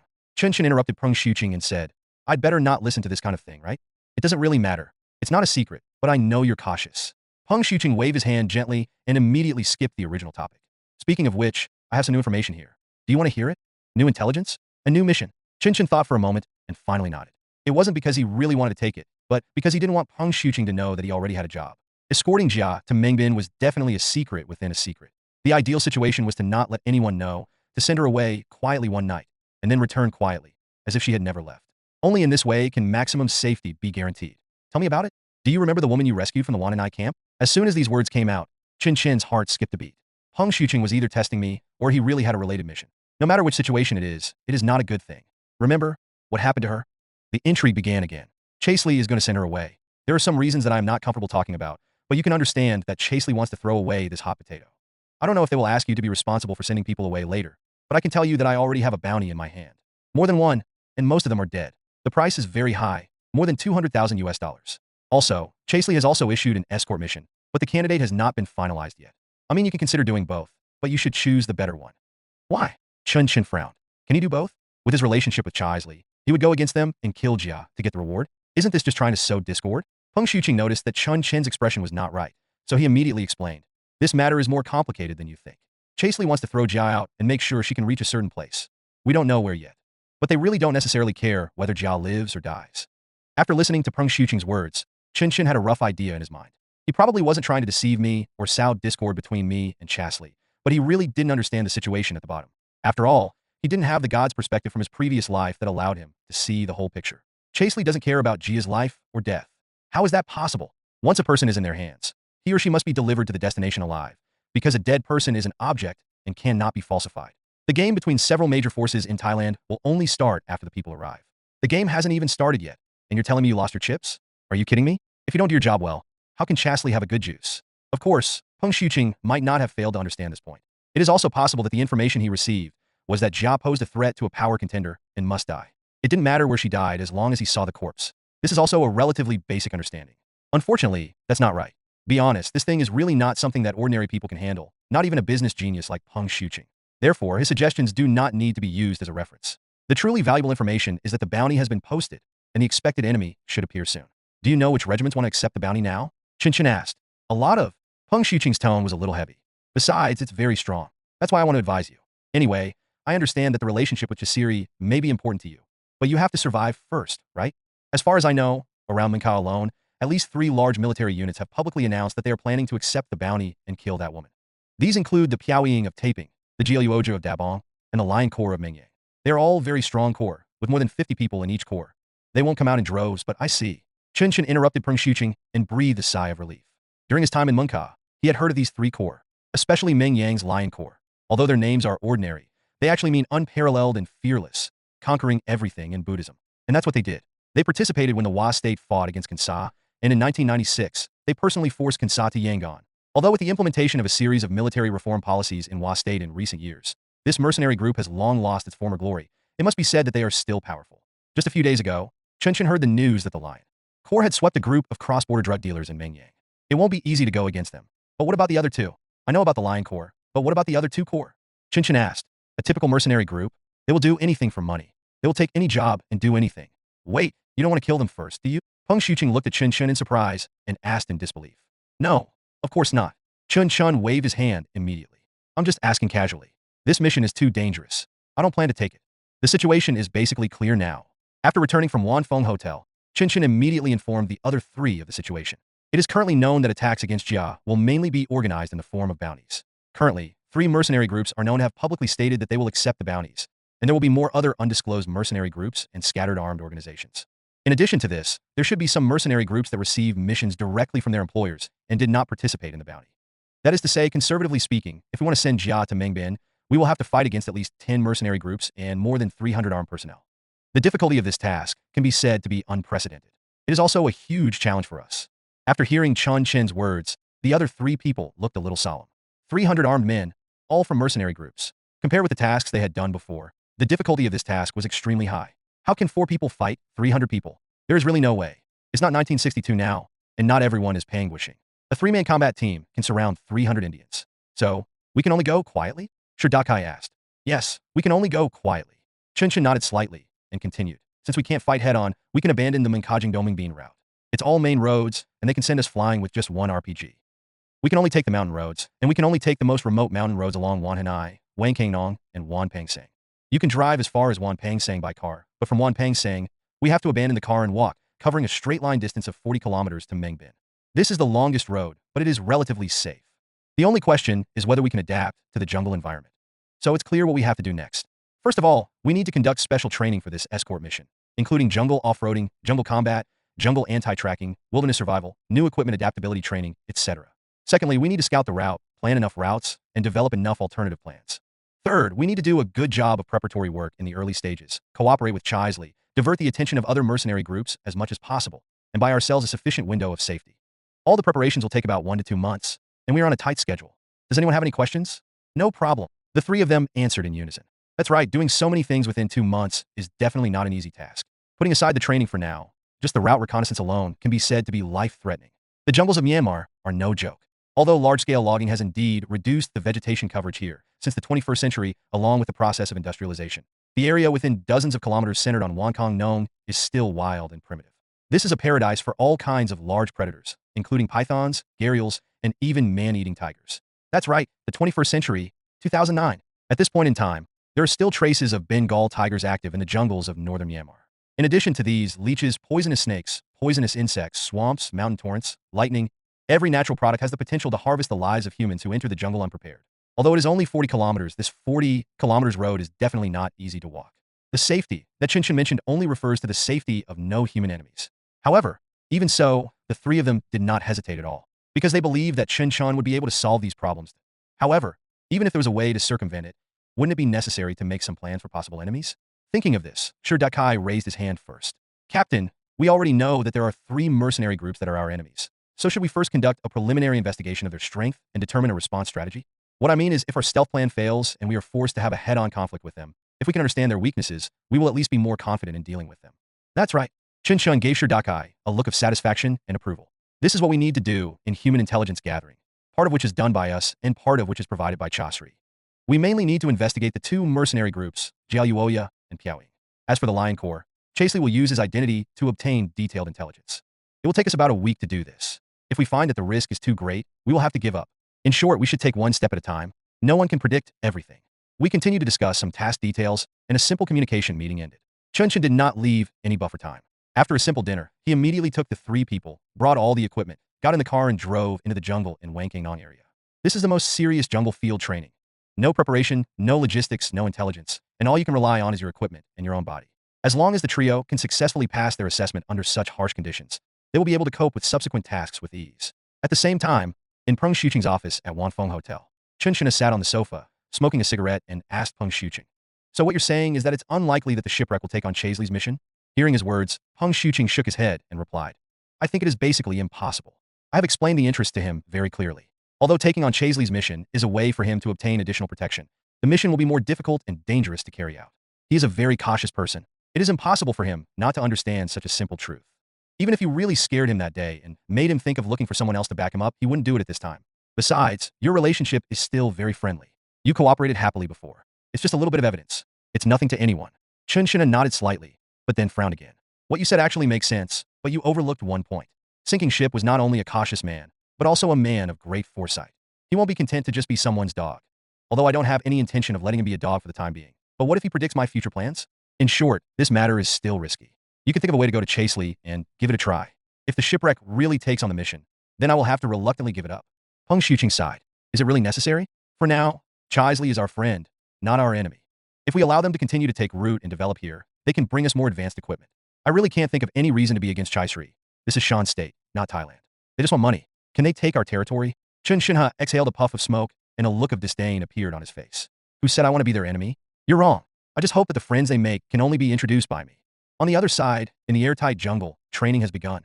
Chen Chen's jungle training was as simple and crude as the Devil's Month training he had conducted on 3 people before. It only considered the combat requirements of a single mission, did not expand it at all, and did not require the trainees to have a complete and systematic understanding of it. It can be said that he has taken the 3 words training for battle to the extreme. Other mercenaries grow in battle, but what about him? Growth is for battle. But this makes sense. You are doing this job. So if you don't consider how to improve your combat capability with the highest efficiency and the best cost effectiveness, do you still need to consider how to fight well? So the training had just begun, and the 3 of them had already begun to feel the pressure of this training. After arriving at the jungle near Wankong Nong, they first camouflaged the vehicle to ensure there was no risk of it being discovered and stolen, and then immediately began jungle cross-country training. This subject sounds simple, and it is easy to execute. It's nothing more than the word walk, but when you actually practice it, it's really a life-threatening thing. They cannot stop for a second and cannot make a mistake in a single step.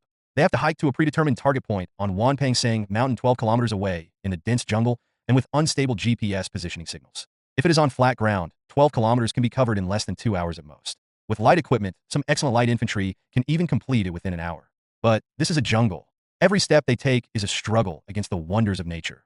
After pulling off a vine hanging from his body, Chen Chen said, "The location we are in now is known as a typical vine-dense area in jungle warfare. This type of terrain will seriously slow down the marching speed, affect the team's deployment efficiency, and greatly increase the risk of being surrounded. It can be said that both the attacker and the defender will have a headache because of this kind of terrain. But at the same time, if we can make good use of the vegetation here, this will become the best ambush site for us." You also noticed that when we passed through this area, we had no time to observe our feet or surroundings. All our energy was drawn to the task of opening up a path. So, if we set traps and trip mines here, we can say that every pull will hit the target. Of course, you won't need it right now. But as you go along, you need to observe carefully and find suitable locations to set traps. When we return, I will give you points based on the locations and quantities you selected. Clear. The 3 people's answers were somewhat weak. Not because they had lost their enthusiasm for training itself, but because they were really too tired. According to the information displayed by the GPS, they have advanced less than 6 kilometers in the past 5 hours. Even in jungle terrain, this is already an extremely slow speed. What is more serious is the huge physical consumption. Although they have undergone a month of devilish training and have developed a strong fighting will through many battles, the physiological limits are still difficult to break through. Seeing that Bao Qi, who was relatively the weakest in physical strength, had begun to turn pale, Chen Chen understood that if he continued to run like this, something serious would happen. So he immediately gave orders to find a suitable location to set up camp and rest for the night. Regarding the matter of setting up camp, he didn't need to worry too much. Having all grown up in northern Myanmar, life in Kokong is not much different from that in Shan State. They have more or less heard some common sense about spending the night in the wild. After a short search, they finally decided on a rocky area with higher terrain and sparse vegetation as their camping site. Since there were no pursuers at this time, and everyone's clothes were already wet by the dew in the forest, in order to ensure their physical condition, Chen Chen did not follow the most extreme conditions to ask the 4-member team to ban the use of fireworks, but chose to light a campfire. As the temperature rose, the faces of several people finally looked better. This is fucking exhausting. I thought I was pretty strong for running 5 kilometers in one go, but it's totally different in the jungle. Bao Qi was breathing heavily, and Chen Chen helped him open his bulletproof vest and put his hand on his neck to feel his pulse. Fortunately, apart from the obvious symptoms of tachycardia, there were no signs of the most dangerous arrhythmia and respiratory disorder. However, he had begun to suffer from hypothermia. Boil some hot water and give it to number 2, then feed him some chocolate. The hypothermia is a bit serious, but it can still be saved. Hearing Chen Chen's words, Bao Qi was subconsciously stunned. Chen number 4, what you said is too scary. I'm just a little tired. I'm not hopeless, am I? Looking at Bao Qi's expression, Chen Chen couldn't help but laugh. Hypothermia is not a matter of being tired or not. Don't think it's an exaggeration to suffer from hypothermia in a tropical jungle. In fact, it is a very common situation. Our clothes were always wet, and the water evaporated very quickly, so our body temperature could never rise. In this case, if severe hypothermia occurs, it can be fatal. Upon hearing this, the others did not dare to delay. Li Bang quickly took out the drinking water he brought and boiled it for Bao Qi to drink. Sure Dakai collected enough firewood around to prepare for the drop in temperature at night. At this time, the sky had completely darkened, and the jungle was filled with the singing of birds and the roaring of beasts, making it seem particularly eerie and terrifying. Chen Chen originally thought that he could use this opportunity to train the psychological qualities of others. After all, psychological stress resistance training on the battlefield is also very important. But what he didn't expect was that none of these rookies were afraid.